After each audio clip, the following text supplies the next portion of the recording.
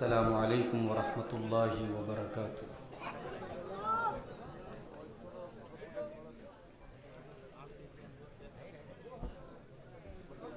الحمد للہ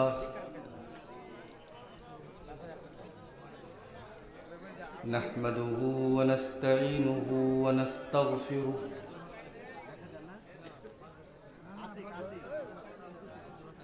ونعوذ باللہ من شرور انفسنا ومن سیئات اعمالنا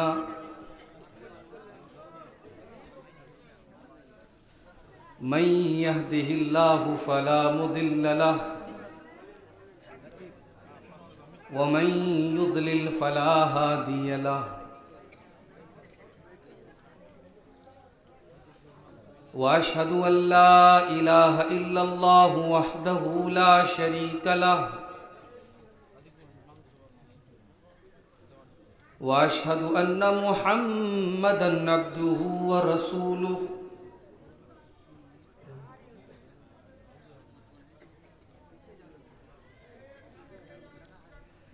يا أيها الذين آمنوا اتقوا الله حق تقاته ولا تموتن إلا وأنتم مسلمون يا أيها الناس اتقوا ربكم الذي خلقكم من نفس واحدة وخلق منها زوجها وبث منهما رجالا كثيرا ونساء واتقوا الله الذي تساءلون به والأرحام إن الله كان عليكم رقيبا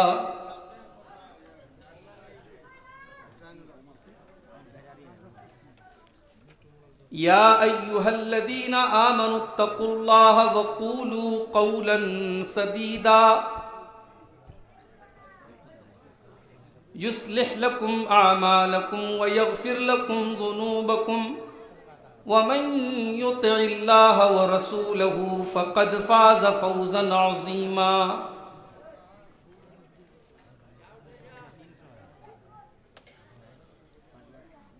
أما بعد فإن خير الحديث كتاب الله وخير الهدي هدي محمد صلى الله عليه وسلم وشر الأمور محدثاتها وكل محدثة بدعة وكل بدعة ضلالة وكل ضلالة في النار۔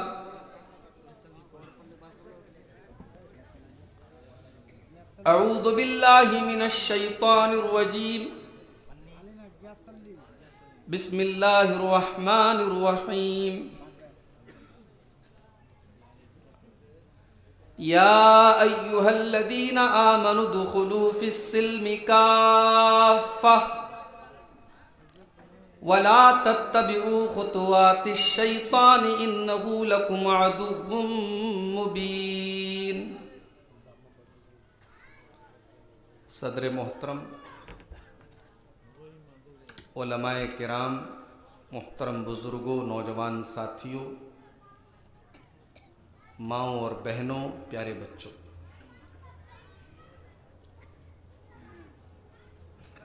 سلطان گنج کلیا چک میں پہلے بھی میں آ چکا ہوں۔ اس بار کافی عرصے کے بعد آپ کے بیچ میں حاضر ہونے کا موقع مل رہا ہے۔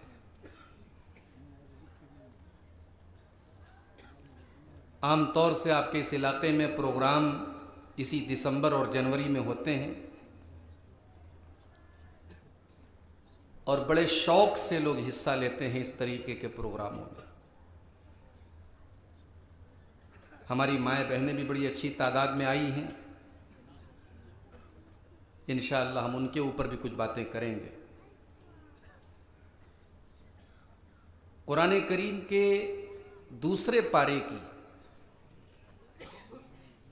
سورہ بقرہ کی آیت نمبر 208 میں نے آپ کے سامنے خطبے کے بعد تلاوت کی ہے۔ اس آیت میں اللہ تعالیٰ نے ہماری بہت بڑی غلط فہمی کو دور کیا ہے۔ غلط فہمی کا مطلب سمجھتے ہیں نا؟ مس انڈرسٹینڈنگ، مس کنسیپشن۔ غلط فہمی کیا ہے؟ غلط فہمی یہ ہے کہ ہم نے اسلام اور دین کا مطلب یہ سمجھ لیا کہ ایک آدمی 5 ٹائم نماز پڑھ رہا ہے، اس کی پیشانی پر سجدے کا نشان ہے، اس کے چہرے پر سنت والی داڑھی ہے، ہم نے فیصلہ کر دیا کہ ہاں صاحب یہ دیندار ہے، یہ پکا مسلمان ہے۔ اس کے گھر میں لین دین کیسا ہوتا ہے ہم اس سے کوئی مطلب نہیں رکھتے، شادی بیاہ میں وہ کون سا طریقہ اپناتا ہے اس سے ہمیں کوئی غرض نہیں ہے، اس کی آمدنی کیا ہے، اس کا کاروبار کیا ہے، اس کا بزنس کیا ہے، اس سے کوئی مطلب نہیں ہے۔ اس کے گھر کی لڑکیاں، اس کے گھر کی عورتیں پردہ کرتی ہیں نہیں کرتی ہیں، کوئی مطلب نہیں ہے۔ اس کا لوگوں کے ساتھ اخلاق اور معاملات، لوگوں کے ساتھ اس کا ویوہار کیسا ہے، کوئی مطلب نہیں ہے۔ ہم نے دینداری کا مطلب یہ سمجھا ہے کہ انسان نماز کا پابند ہو اور چہرے سے وہ دیندار لگ رہا ہو، ہم فیصلہ کر دیتے ہیں کہ یہ دیندار ہے۔ اس غلط فہمی کو دور کیا ہے اللہ تعالیٰ نے اس آیت کے اندر۔ بڑے غور سے سنیے گا، یہ آیت ہمیں اور آپ کو ایک اپیل کرتی ہے۔ اور یہاں ایک بات اور نوٹ کر لیجیے کہ قرآن کی وہ آیتیں جو یا ایھا الذین آمنوا سے اسٹارٹ ہوتی ہیں، جب وہ اس میں سے کوئی آیت پڑھی جائے تو ہمیں اور آپ کو اور زیادہ اٹینشن ہو جانا چاہیے، اور زیادہ متوجہ ہو جانا چاہیے، ہمارے کان کھڑے ہو جانے چاہیے۔ بھائی گھر میں بہت سارے لوگ بیٹھے ہوئے ہیں، لیکن آپ کا باپ جب یہ کہہ کر کے آپ کو پکارتا ہے بیٹا ذرا سنو تو بیٹی اٹھ کے نہیں جاتی ہے، بہن اٹھ کے نہیں جاتی ہے، بھائی اٹھ کے نہیں جاتا ہے۔ باپ نے جب بیٹا کہا تو بیٹا فوراً دوڑتا ہے کہ میرا باپ مجھے بلا رہا ہے۔ قرآن کریم میں اللہ تعالیٰ جب یا ایھا الذین آمنوا کہتا ہے تو وہ اس بات کی پہچان ہوتی ہے، وہ اس بات کا اشارہ ہوتا ہے کہ اللہ تعالیٰ اپنے مومن بندوں سے خطاب کر رہا ہے، اپنے مسلمان بندوں کو پکار رہا ہے۔ یا ایھا الذین آمنوا، اے وہ لوگوں جو ایمان لائے ہو، اے وہ لوگوں جو اپنے آپ کو مسلمان کہنے کا دعویٰ کرتے ہو، اے وہ لوگوں جو اپنے آپ کو اللہ کے آخری نبی کا امتی مانتے ہو، یا ایھا الذین آمنوا، اے ایمان والو، اے مومنو، ادخلوا فی السلم کافہ، تم اسلام کے اندر پورے کے پورے داخل ہو جاؤ، اسلام کے اندر پورے کے پورے داخل ہو جاؤ۔ میرے پیارے ساتھیوں، کیا عجیب و غریب بات نہیں ہے جب اللہ تعالیٰ پہلے یہ کہہ رہا ہے یا ایھا الذین آمنوا، جب اللہ تعالیٰ ہمیں اور آپ کو ایمان والا کہہ رہا ہے، جب ہم آلریڈی مسلمان ہیں، جب ہم مومن ہیں، تو پھر اس بات کا کیا مطلب ہے کہ ادخلوا فی السلم کافہ، تم اسلام کے اندر پورے کے پورے داخل ہو جاؤ۔ مطلب یہ ہوا کہ اللہ تعالیٰ یہ بتانا چاہتا ہے کہ تم یا ایھا الذین آمنوا ہو کر، تم مسلمان ہو کر کے بھی اسلام میں پورے کے پورے داخل نہیں۔ اب اس بات کو اور اچھے طریقے سے سمجھنا ہے تو قرآن کا پہلا پارہ اٹھائیے۔ اللہ نے یہودیوں کے بارے میں فرمایا افتؤمنون ببعض الکتاب وتکفرون ببعض، اے یہودیوں تم اللہ کی کتاب کے بعض حصے پر ایمان رکھتے ہو اور بعض کا انکار کرتے ہو، کچھ باتوں کو مانتے ہو کچھ باتوں کا انکار کرتے ہو، اے یہودیوں کان کھول کر کے سن لو، یہ ایمان والے کی نشانی نہیں ہے، یہ تو اللہ کے دشمنوں کی نشانی ہے۔ تم اللہ کی کتاب کا بٹوارا کیوں کرتے ہو؟ تم کچھ کو مانتے ہو کچھ کو نہیں مانتے۔ یہ اللہ یہودیوں کے بارے میں کہہ رہا ہے۔ میرے پیارے ساتھیوں، ذرا ہم اور آپ اپنے دل پر ہاتھ رکھ کر کے سوچیں، جو گناہ یہودی کیا کرتے تھے کیا وہ گناہ آج ہم نہیں کر رہے ہیں؟ ہم نماز بھی پڑھ رہے ہیں، ہم اقیم الصلاۃ کے اوپر عمل کر رہے ہیں، ہم زکوٰۃ بھی دے رہے ہیں، ہم وآتوا الزکاۃ کے اوپر بھی عمل کر رہے ہیں، ہم نماز پڑھ رہے ہیں، ہم زکوٰۃ دے رہے ہیں، ہم حج بھی کر کے حاجی بھی ہو جاتے ہیں، ہم عمرہ بھی کر رہے ہیں، ہم نیکی کے کام بھی کر رہے ہیں، مگر وہی قرآن ہم سے یہ بھی کہتا ہے کہ سود کھانا حرام ہے، سود کھانا اللہ سے جنگ کرنا ہے، لیکن ہم سود بھی کھا رہے ہیں۔ وہی قرآن کہتا ہے کہ شراب اور جوا گندی چیز ہے، ہم شراب بھی پیتے ہیں، ہم جوا بھی کھیلتے ہیں، ہم لاٹری بھی کھیلتے ہیں۔ وہی قرآن یہ کہتا ہے اے ایمان والو اپنی نگاہوں کو نیچی رکھو، اپنی شرمگاہ کی حفاظت کرو، نہ ہماری نگاہیں نیچی ہیں نہ ہم شرمگاہ کی حفاظت کرتے ہیں۔ اس کا مطلب یہ ہوا کہ ہم اسلام میں پورے کے پورے داخل نہیں ہیں۔ اللہ تعالی ہمیں اور آپ کو اسلام میں پورا کا پورا داخل ہونے کا حکم دے۔ اسلام تمہاری مرضی کا نام نہیں ہے۔ نماز کا ٹائم آئے تو نماز بھی پڑھ لو، اور 31 دسمبر کی رات میں تم نئے سال کا جشن بھی مناؤ۔ اسلام تمہارے باپ کی جاگیر نہیں ہے، اسلام تمہارے گھر کی لونڈی نہیں ہے، تم جیسے چاہے اسلام کا ستیہ ناش کرو، تم جیسے چاہے اسلام کو بدنام کرو۔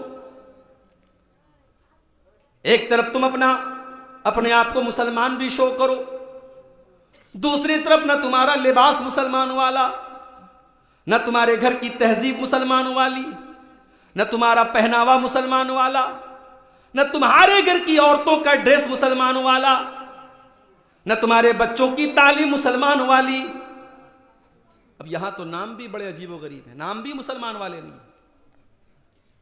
پوری دنیا میں آپ کو کہیں راہل شیخ نہیں ملے گا، بنگال میں ملے گا، روہت شیخ نہیں ملے گا، بنگال میں ملے گا۔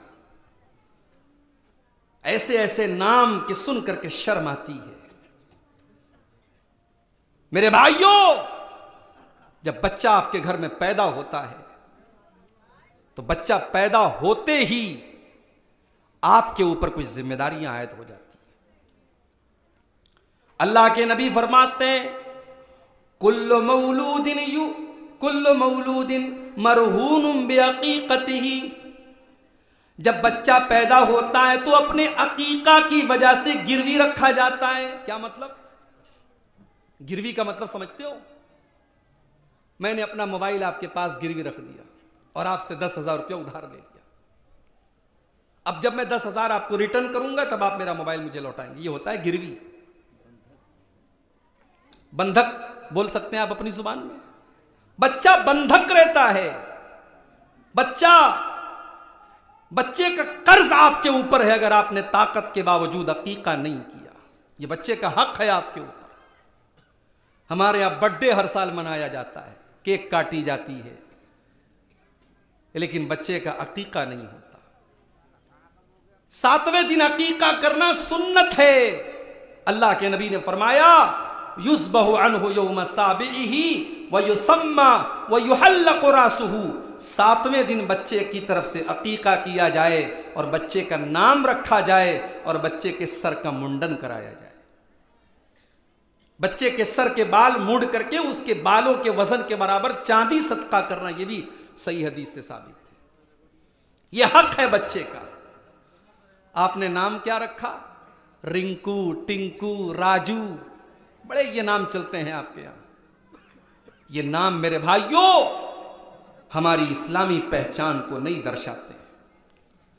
آپ کے محلے میں مسجد میں امام صاحب ہیں، اگر ان کے پاس معلومات ہے، وہ عالم ہیں، آپ ان سے پوچھ کر کے نام رکھیے، کیونکہ نام کا اثر پڑتا ہے انسان کی زندگی پر، اور نام انسان کی پہچان بن جاتا ہے۔ اللہ کے نبی نے بہت سارے صحابہ کے نام بدل دیے، ان کے نام کی میننگ اگر صحیح نہیں تھی، بہت سارے صحابہ کے نام اور بہت ساری صحابیات کے نام اللہ کے نبی نے بدل دیے۔ لیکن اب ظاہر ہے آج آپ نام بدلنا اتنا آسان کام نہیں ہے، اسی سے آدھار کارڈ بن گیا، اسی سے تمام آپ کے آئی کارڈ بن گئے، راشن کارڈ بن گیا، اب نام بدلنا بہت مشکل کام ہے۔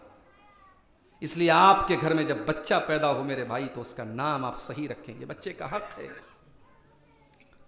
آپ نے فرمایا 7ویں دن اس کی طرف سے عقیقہ کیا جائے گا، وَيُسَمَّى اس کا نام رکھا جائے گا، وَيُحَلَّقُ رَأْسُهُ اس کا سر مڈایا جائے گا۔ نام میں بھی ہم مسلمان نہیں ہیں۔ قرآن کریم کیا کہہ رہا ہے؟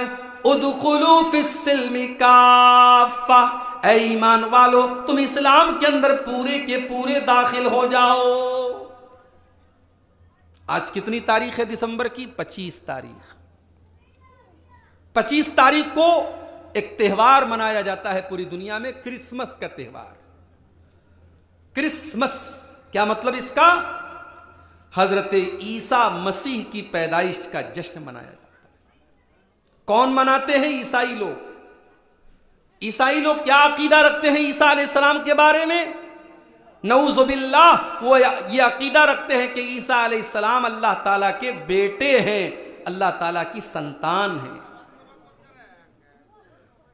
ہمارا عقیدہ کیا ہے؟ قل هو اللہ احد اللہ الصمد لم یلد ولم یولد ولم یکن لہ کفوا احد۔ ہمارے یہاں 3 سال کے بچے کو یہ سورت یاد کرائی جاتی ہے، 4 سال کا بچہ یہ سورت پڑھتا ہے، قل هو اللہ احد۔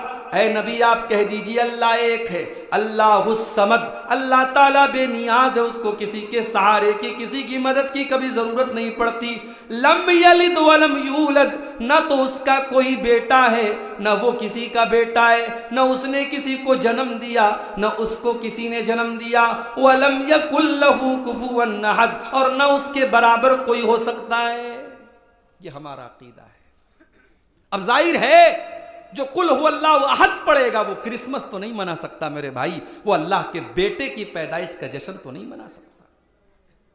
ہمارے بہت سارے مسلمان نوجوان لڑکے اور لڑکیاں جو کالج میں پڑھتے ہیں، جو دین سے دور ہیں، جو قرآن سے دور ہیں، جو اسلام سے دور ہیں، اور جن کو پتہ بھی نہیں کہ اسلام کا مطلب کیا ہے اور توحید کا مطلب کیا ہے، وہ فیس بک کے اوپر آج کے دن مبارکباد دے رہے کہ ہمارے عیسائی بھائیوں کو کرسمس کی بہت بہت مبارکباد۔ وہ انگریزی میں لکھتے ہیں میری کرسمس، ہندی میں لکھتے ہیں کرسمس کی آپ کو ڈھیر ساری شبھ کامنائیں۔ کس بات کی شبھ کامنا دے رہے ہو میرے بھائی؟ تم اگر کرسمس کی مبارکباد دے رہے ہو تو تم سامنے والے کو گویا یہ بتا رہے ہو کہ تو یہ عقیدہ رکھتا ہے کہ اللہ کا بیٹا عیسیٰ ہے، اور ہم تجھے اس عقیدے پر مبارکباد دے رہے ہیں، ہم ابھینندن کر رہے ہیں، ہم سواگت کر رہے ہیں۔ میرے پیارے ساتھیوں، اللہ تعالیٰ کا بیٹا کسی کو قرار دینا یہ اتنا بڑا گناہ ہے، یہ اتنا بڑا گناہ ہے کہ قرآن میں اللہ تعالیٰ نے سورہ مریم کے اندر فرمایا وَقَالُوا اتَّخَذَ الرَّحْمَنُ وَلَدًا۔ یہ لوگ کہتے ہیں کہ رحمان نے بیٹا بنا لیا، یہ لوگ کہتے ہیں کہ اللہ نے بیٹا بنا لیا۔ لَقَدْ جِئْتُمْ شَيْئًا إِدًّا، تم نے بہت خطرناک بات اپنے منہ سے نکالی ہے۔ تَكَادُ السَّمَاوَاتُ يَتَفَطَّرْنَ مِنْهُ وَتَنشَقُّ الْأَرْضُ وَتَخِرُّ الْجِبَالُ حَدًّا۔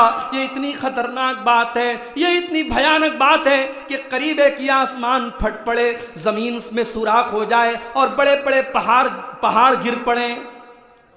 یہ اتنی خطرناک بات ہے اللہ کا بیٹا کسی کو قرار دینا کہ اللہ کہہ رہا ہے کہ زمین پھٹ جائے، آسمان پھٹ جائے اور پہاڑ گر جائیں، شاید اتنی بڑی مصیبت نہیں آئے گی جتنی بڑی مصیبت یہ بات کہنے میں ہے کہ اللہ نے کسی کو بیٹا بنا لیا۔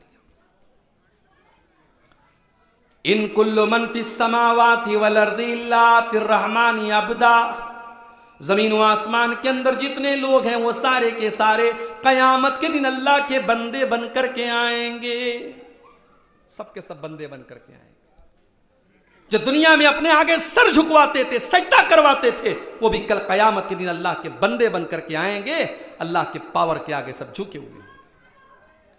ہمارا مسلمان بھائی کرسمس کی مبارکباد دے، اور آگے بڑھیے.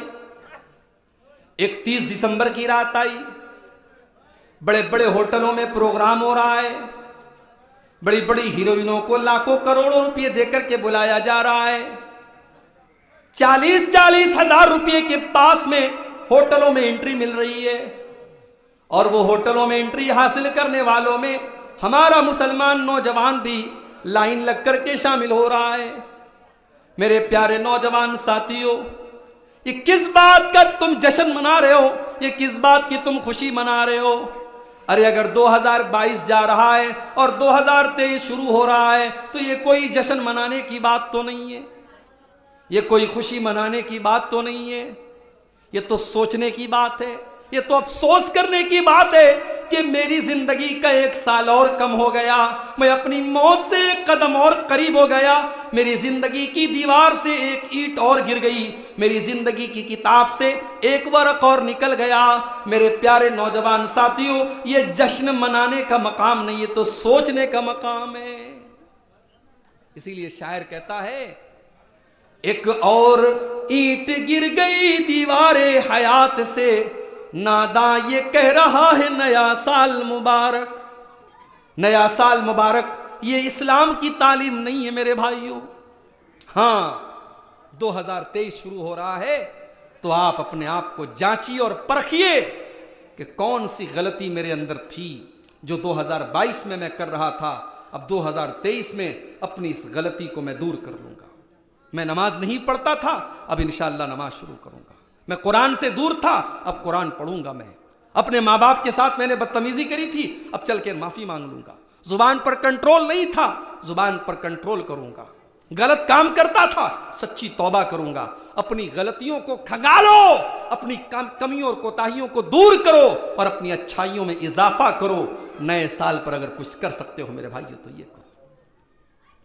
شراب پی جا رہی ہے, سال بھر میں اتنی شراب نہیں پی جاتی ہے جتنی 31 دسمبر کی 31 کی نائٹ میں پی جاتی ہے. سال بھر میں اتنا زنا نہیں ہوتا ہے جتنا اسے 1 رات میں زنا ہوتا ہے. ابھی دیکھو کورونا پھر سے آنے لگا ہے. اتنا بڑا فٹ بال کا ورلڈ کپ میچ ہوا, لاکھوں کروڑوں لوگوں نے میچ دیکھا, ایک دوسرے کے گلے لگے, کورونا نہیں تھا. اب کورونا پھر سے آ رہا ہے. یہ بھی خبریں آ رہی ہیں کہ پھر سے لاک ڈاؤن نہ لگ جائے, اللہ ہم سب کی حفاظت کرے. مگر لاک ڈاؤن پر ایک بات مجھے یاد آئی میرے بھائی, آپ کے اس کلیا چک میں بھی لاک ڈاؤن ظاہر ہے کہ لگا تھا, اس کا اثر تھا. لاک ڈاؤن میں بہت ساری شادیاں بھی ہوئیں, اور اللہ کی قسم جیسی شادیاں لاک ڈاؤن میں ہو گئیں ویسی شادیاں شاید کبھی زندگی میں نہیں ہوئی. 200-300 لوگ بارات لے کے جاتے تھے, 15-20 لوگ گئے, نکاح پڑھا کر کے چلے آئے, کوئی بارات نہیں تھی. جہیز وہیز بھی بہت کم لیا گیا, بڑے سمپل طریقے سے جو سنت طریقہ ہے اس طریقے سے نکاح ہو گیا.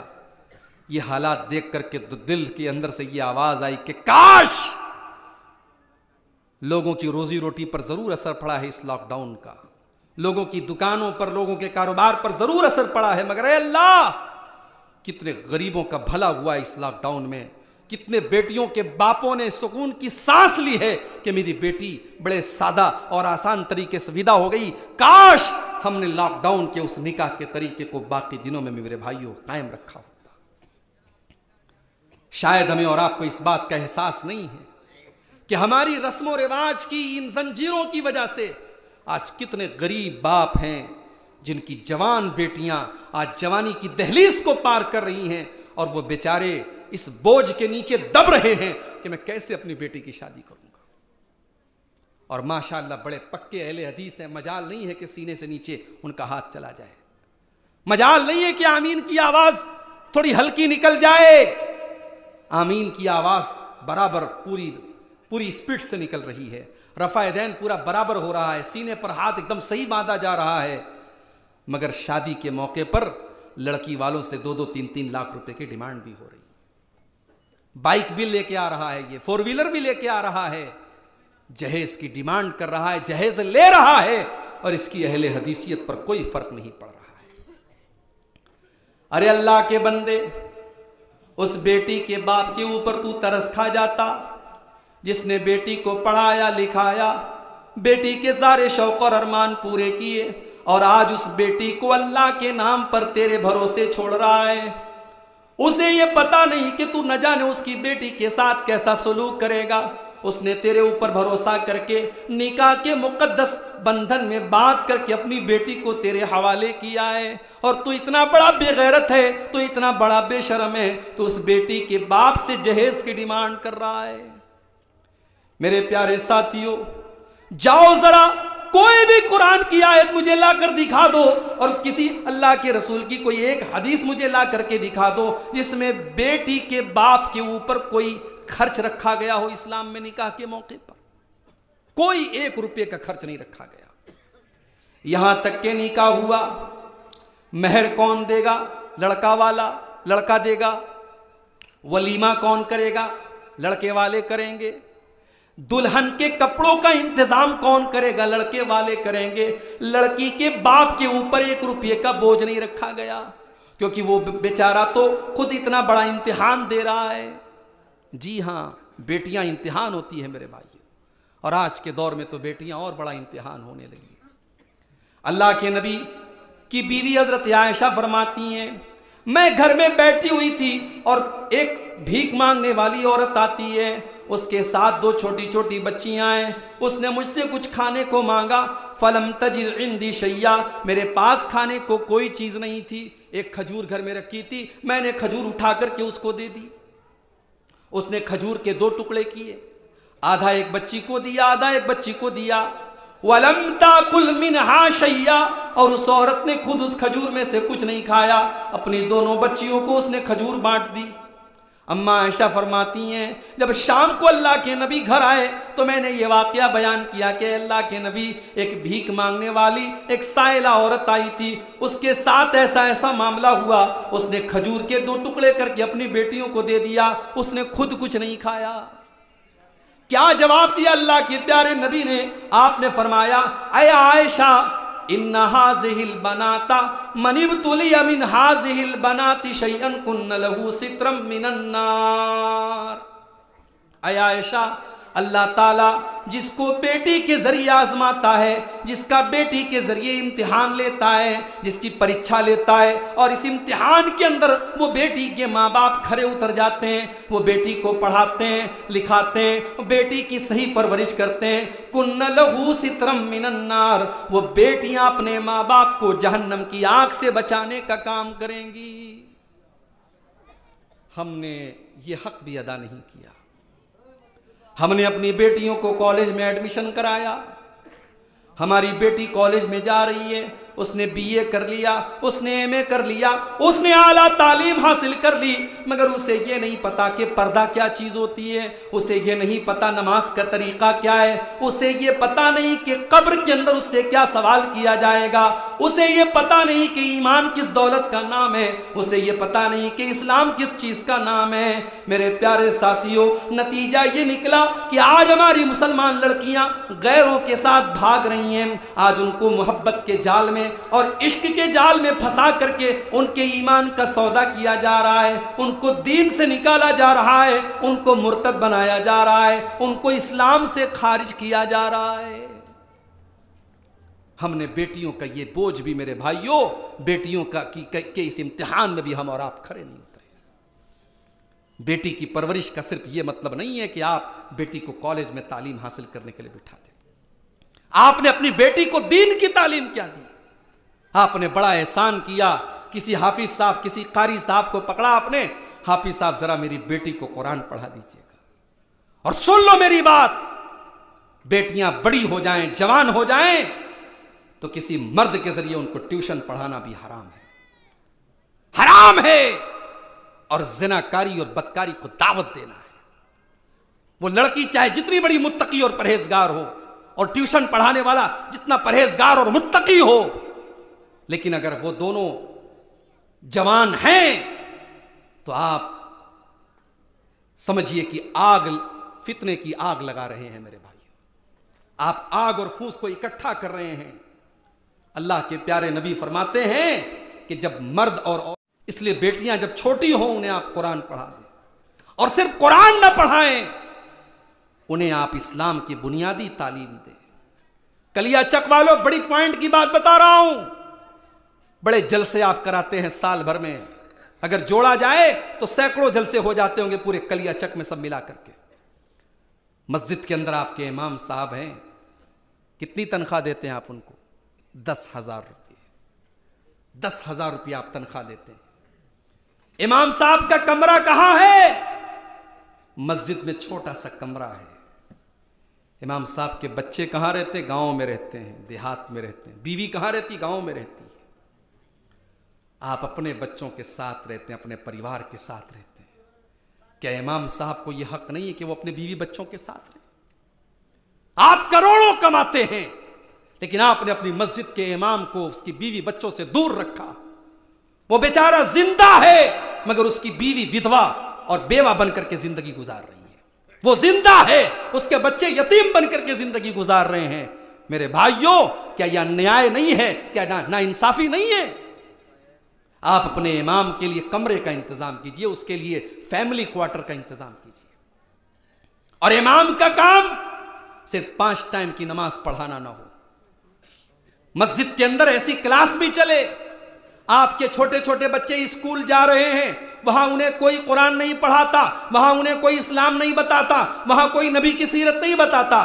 آپ کا بچہ، آپ کی بچی 1 گھنٹے کے لیے مسجد میں آئے، امام صاحب کو تنخواہ آپ تھوڑی بڑھا دیجئے، امام صاحب سے کہیے ہمارے بچوں کو تھوڑا دینیات بھی پڑھا دیجئے، تھوڑی دین کی بیسک چیزیں پڑھا دیجئے۔ میرے بھائیوں، لکھ کے رکھ لیجئے، اگر آپ نے اس کام پر محنت کیا، 10 سال بعد آپ دیکھیں گے آپ کے یہ بچے اور بچیاں جنہوں نے مسجد میں بیٹھ کر امام صاحب سے نماز کی دعائیں سیکھی تھیں، توحید کا سبق سیکھا تھا، نبی کی سیرت سیکھی تھی، آپ کے بچے اور بچیاں جوان ہو جائیں گے مگر نماز کی دعائیں ان کو یاد رہیں گی، نبی کی سیرت ان کو یاد رہے گی، رب کی توحید ان کو یاد رہے گی۔ جب آپ نے وہ سبق ان کو دیا ہی نہیں تو آپ ان سے امید کیوں کرتے ہیں؟ میرے بھائی، سال میں ایک تقریر سن کر کے اور جلسہ سن کر کے آپ اس نوجوان سے جو کالج میں پڑھتا ہے، جو یونیورسٹی میں پڑھتا ہے، جو دن رات بے حیائی کے بیچ میں رہتا ہے، اور آپ اس بہن سے، اس لڑکی سے جو موبائل، انسٹاگرام، فیس بک، واٹس ایپ کی دنیا میں رہتی ہے، آپ اس سے یہ امید رکھیں کہ وہ پردہ کرنے لگے گی، وہ نماز پڑھنے لگے گی، وہ نیکی کے کام کرنے لگے گی۔ 1 دن کے 1 رات کے جلسے سے یہ پاسبل نہیں ہے میرے بھائی۔ اپنے بچوں کو دین کی تعلیم دو۔ جانتے ہو بچوں سے ہمیں بڑا پیار ہوتا ہے۔ ایک مرتبہ بہار کا ایک سفر تھا، میں سفر میں تھا، میری بیوی کا فون آیا، میری چھوٹی بچی کی انگلی میں چوٹ لگ گئی۔ بچے کھیلتے رہتے، چوٹ لگ جاتی کوئی بہت بڑی بات تو نہیں تھی۔ بچی کے انگلی میں چوٹ لگی، میں گھر پہ نہیں ہوں، بیوی میری بتا رہی تھی، وہ رونے لگی، میری آنکھوں میں آنسو آ گئے۔ یہ محبت ہوتی ہے ایک باپ کے دل میں، اولاد سے محبت ہر باپ کے دل میں ہوتی ہے۔ میرے پیارے ساتھیوں، اپنی اولاد سے اتنی محبت ہم کرتے ہیں کہ اولاد کی انگلی کٹ جائے تو آنکھوں سے آنسو آ جاتے ہیں، اولاد کی کو ہلکی سی کھروچ بھی آ جائے تو ماں باپ تڑپ جاتے ہیں۔ قرآن کریم میں اللہ کہتا ہے، یا ایھا الذین آمنوا قوا انفسکم واہلیکم نارا، اے ایمان والو اپنے آپ کو اور اپنے پریوار کو جہنم کی آگ سے بچاؤ۔ وقودھا الناس والحجارہ، جہنم کی آگ کا ایندھن انسان اور پتھر ہوں گے۔ جہنم کی آگ پیٹرول اور ڈیزل سے نہیں جلے گی، جہنم کی آگ تو انسان اور پتھروں سے جلے گی۔ میرے پیارے ساتھیوں، جس اولاد کو ایک ہلکی سی کھروچ میں آپ پسند نہیں کرتے، وہ اولاد آپ کی جہنم کی آگ میں جائے، آپ کا بیٹا جہنم کی آگ میں جائے، آپ کی بیٹی جہنم کی آگ میں جائے، یہ آپ کیسے گوارا کر لیتے ہیں؟ میرے پیارے ساتھیوں، اپنے بچوں کو دین کی تعلیم دو، اپنے بچوں کو اسلام کی تعلیم دو۔ اور جب تعلیم کی بات آئی ہے تو ایک بات اور نوٹ کر لیجیے، آپ بیمار ہوتے ہیں تو آپ ڈاکٹر کے پاس جاتے ہیں، آپ کو پڑھائی حاصل کرنا ہے تو آپ ٹیچر کے پاس جاتے ہیں، آپ کے پاس اگر موبائل آپ کا خراب ہو جائے تو آپ موبائل کی ریپیئرنگ کرنے والے کے پاس جاتے ہیں۔ دین کے اندر جب دین سیکھنے کی بات آئے تو دین ہر غیر نہ تو خیرے سے نہیں سیکھا جائے گا، دین سیکھا جائے گا تو دین کے جانکاروں سے سیکھا جائے گا۔ فَاسْأَلُوا أَهْلَ الذِّكْرِ إِن كُنتُمْ لَا تَعْلَمُونَ، تمہارے پاس اگر شریعت کی معلومات نہیں ہے، نالج نہیں ہے، تو تم علماء سے کانٹیکٹ کرو، تم علماء سے دین کا علم حاصل کرو۔ تم جاہلوں کے پاس جو کوٹ پینٹ اور ٹائی لگا کر کے اور بڑی بڑی چکنی چپڑی باتیں کر کے اور بڑے بڑے چینل کھول کر کے بیٹھ جائیں اور اپنے آپ کو یہ باور کرائیں کہ وہ بہت بڑے علامہ ہیں، جبکہ قرآن کی وہ ایک آیت ڈھنگ سے نہیں پڑھ سکتے، وہ اللہ کے نبی کی ایک حدیث نہیں ڈھنگ سے پڑھ سکتے، تم ان کو علماء کا درجہ نہ دو۔ دنیا میں ہم بغیر ڈگری کے ڈاکٹر کے پاس نہیں جاتے، حالانکہ وہ دکان کھول کے بیٹھا ہے، لیکن ہمارے اگر ہارٹ کا مسئلہ ہے ہم ہارٹ اسپیشلسٹ کے پاس جاتے ہیں، کینسر کا مسئلہ ہے ہم کینسر کے ڈاکٹر کے پاس جاتے ہیں، پیٹ کا مسئلہ ہے ہم پیٹ کے گیسٹرولوجسٹ کے پاس جاتے ہیں، ہم اسپیشلسٹ ڈاکٹر کے پاس جاتے ہیں۔ میرے بھائیوں، دین اتنا سستا کیسے ہو گیا؟ دین اتنا معمولی کیسے ہو گیا؟ اور دین کو آپ نے اتنا ہلکا درجہ کیوں دے دیا کہ کسی کی تقریر آپ سننے لگے اور کسی سے بھی دین کا مسئلہ پوچھنے لگے؟ آج مجھے بڑا افسوس ہوتا ہے جب بنگال میں آ کر کے مجھے یہ پتا چلتا ہے کہ ایسے ایسے جاہل یہاں موجود ہیں جو یہ فتویٰ دے رہے ہیں کہ اگر کوئی عورت پردہ نہیں کرتی ہے تو وہ کافر ہو جاتی ہے۔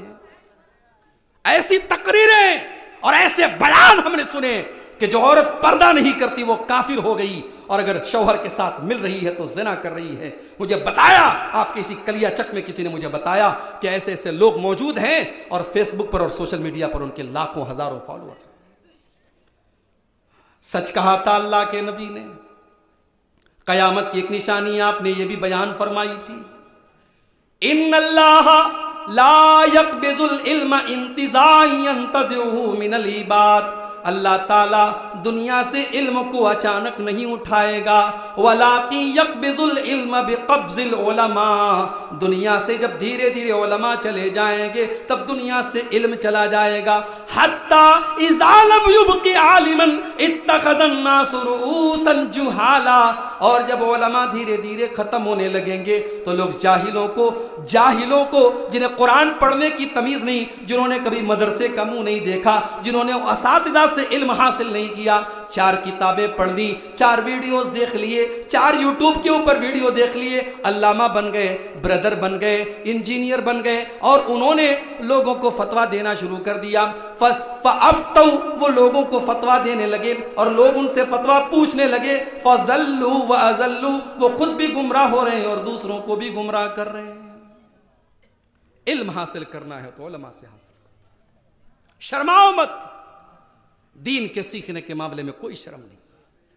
مجھے بڑا اچھا لگا، میں بیٹھا ہوا تھا سردار صاحب کے گھر میں، ایک نوجوان آیا، کریڈٹ کارڈ لے کے آیا۔ شیخ صاحب اس کا کیا مسئلہ ہے کریڈٹ کارڈ کا؟ میں نے کہا بڑا سمپل مسئلہ ہے، اسلام کا قانون ہے، شریعت کا قانون ہے کہ آپ اگر کسی کو لون دیتے ہیں، قرضہ دیتے ہیں، تو قرضہ کے اوپر آپ کوئی پروفٹ نہیں لے سکتے۔ مثال کے طور پر میں عبدالغفار، مجھے کچھ پیسے کی ضرورت ہے، میں نے آپ سے کہا 10,000 روپیہ آپ مجھے دے دیجئے۔ آپ نے کہا شیخ صاحب میں 10,000 روپیہ آپ کو دوں گا، آپ کی ضرورت پڑ رہی ہے، میں کام آپ کے آؤں گا، مگر آپ مجھے ریٹرن کریں گے تو 10,000 کی جگہ آپ مجھے 10,500 روپیہ 11,000 روپیہ دیں گے۔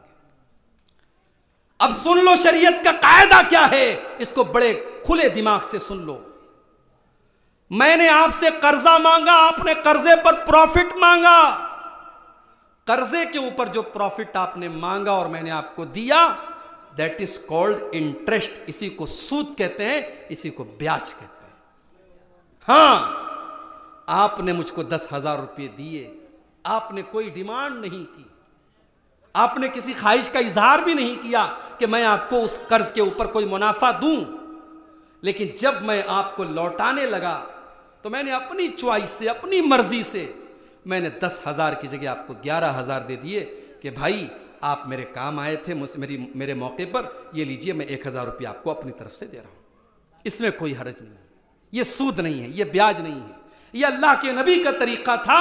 اب جب آپ کسی کو قرضہ لوٹاتے تھے تو کچھ زیادہ دے دیتے تھے، مگر قرض کے اوپر پروفٹ کی ڈیمانڈ کرنا اور پروفٹ لینا یہ سود ہے، اور پروفٹ دینا یہ بھی سود ہے۔ سود لینا بھی حرام ہے، سود دینا بھی حرام ہے۔ اب آپ نے کریڈٹ کارڈ میں مان لیجئے، کریڈٹ کارڈ کے ذریعے آپ نے 50,000 کی خریداری کر لیا، بینک تو کیا کہتا ہے کہ ہم کریڈٹ کارڈ پر کوئی انٹرسٹ نہیں لیتے، مگر 50,000 کی آپ نے خریداری کر لی، اب بینک یہ کہہ رہا ہے کہ آپ کو 2 مہینے کے اندر بینک میں واپس 50,000 روپے جمع کرنا ہے، اگر آپ ٹائم سے نہیں جمع کر پائے تو ہر دن آپ کے اوپر 200-300 روپے کی پینالٹی لگے گی. یہ پینالٹی کیا ہے؟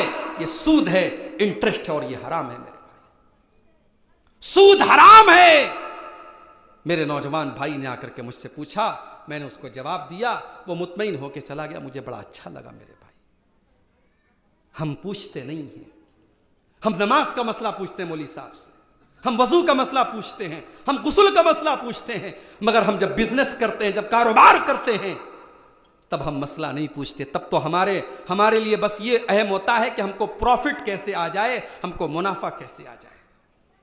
اور سچ بتاؤں میرے بھائی، کلیا چک کے بارے میں جب یہ سنتا ہوں کہ یہاں 2 نمبر کے کام بہت ہوتے ہیں، جب کلیا چک کے علاقے کے بارے میں یہ سنتا ہوں کہ یہاں لوگ کاروبار کرنے میں احتیاط نہیں کرتے، اللہ کی قسم دل میں تکلیف ہوتی ہے کہ ایسا علاقہ جہاں ہم تقریر کرنے جاتے ہیں، جہاں ہزاروں لوگ ہم سے محبت کرتے ہیں، جہاں ہم کو جلسوں میں بلایا جاتا ہے، اگر وہاں حلال اور حرام کے درمیان فرق نہیں کیا جاتا ہے تو یہ میرے لیے بہت بڑی افسوس کی بات ہے میرے بھائی. حضرت عمر فاروق رضی اللہ تعالیٰ عنہ بازار میں جا کر کے یہ کہا کرتے تھے کہ ہمارے مارکیٹ میں، ہمارے بازار میں کوئی ایسا آدمی کاروبار نہ کرے، بزنس نہ کرے جس کے پاس دین کی جانکاری نہ ہو، جس کے پاس حلال و حرام کی جانکاری نہ ہو. حلال و حرام کی جانکاری کے بغیر کوئی بزنس نہ کرے. حضرت عمر منع کرتے تھے. آج ہمارا نوجوان اپنے شوق کو پورا کرنے کے لیے اسے آئی فون خریدنا ہے، اسے پراپرٹی خریدنا ہے، اسے راتوں رات کروڑ پتی بننا ہے، تو وہ لاٹری بھی لے رہا ہے، وہ جوا بھی کھیل رہا ہے، وہ سود و بیاج کا دھندا بھی کر رہا ہے. میرے پیارے ساتھیوں، اللہ کے پیارے نبی نے قیامت کی نشانی یہ بھی بتائی تھی. آپ نے فرمایا تھا، یاتی علی الناس زمان لا یبال المرء من این اخذ المال. ایک ایسا زمانہ آنے والا ہے جب انسان پرواہ نہیں کرے گا وہ حلال طریقے سے پیسہ کما رہا ہے یا حرام طریقے سے پیسہ کما رہا ہے. حلال سے بھی پیسہ کمایا جا سکتا ہے، بہت ساری مثالیں موجود ہیں. نبی اکرم کے صحابہ کو دیکھو. اللہ کے نبی کے صحابہ جب مکہ سے مدینہ پہنچے، غریب تھے، کمزور تھے. مدینہ کے لوگ بھی بہت زیادہ خوشحال نہیں تھے، مگر اللہ کے نبی نے نام لے لے کر کے اعلان کر دیا، یہ مدینہ کا انصاری ہے، یہ مکہ کا مہاجر ہے. آپ نے ان کے درمیان بھائی چارہ کرا دیا. آپ نے ہر انصاری کا ہر مہاجر کے ساتھ بھائی چارہ کرا دیا.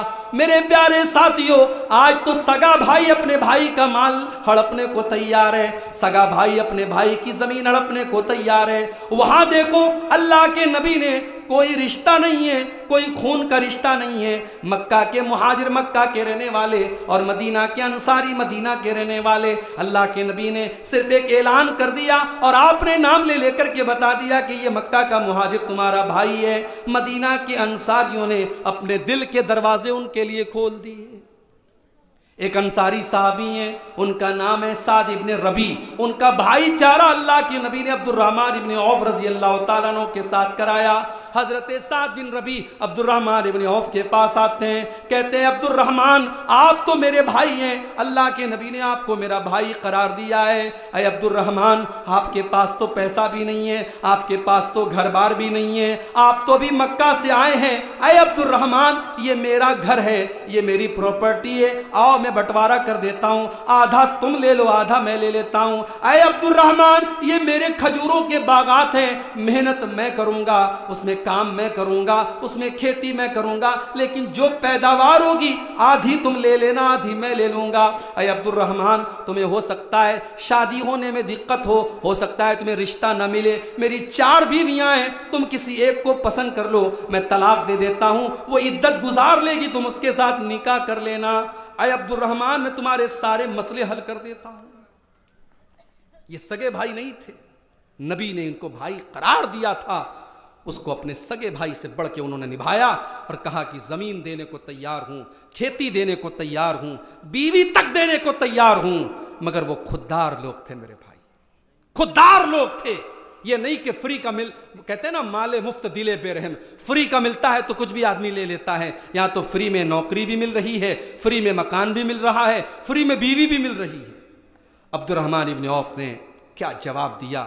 کہا کہ اے میرے بھائی، اللہ آپ کے مال میں برکت دے، اللہ آپ کے پریوار میں برکت دے، مجھے نہیں چاہیے آپ کا گھر، مجھے نہیں چاہیے آپ کا مال، میں بزنس مین آدمی ہوں، میں تاجر آدمی ہوں، اے سعد بن ربیع مجھے مارکیٹ کا پتہ بتا دو، مجھے بازار کا پتہ بتا دو۔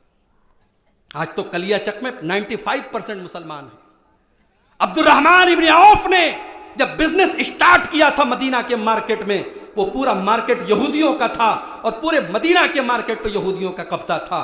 عبد الرحمن ابن عوف نے پنیر کا اور گھی کا کاروبار شروع کیا، تھوڑے سے پنیر اور تھوڑے سے گھی کا کاروبار شروع کیا، اور کچھ ہی دنوں کے بعد اللہ نے اتنی برکت دی، اتنی برکت دی کہ انہوں نے شادی بھی کر لی۔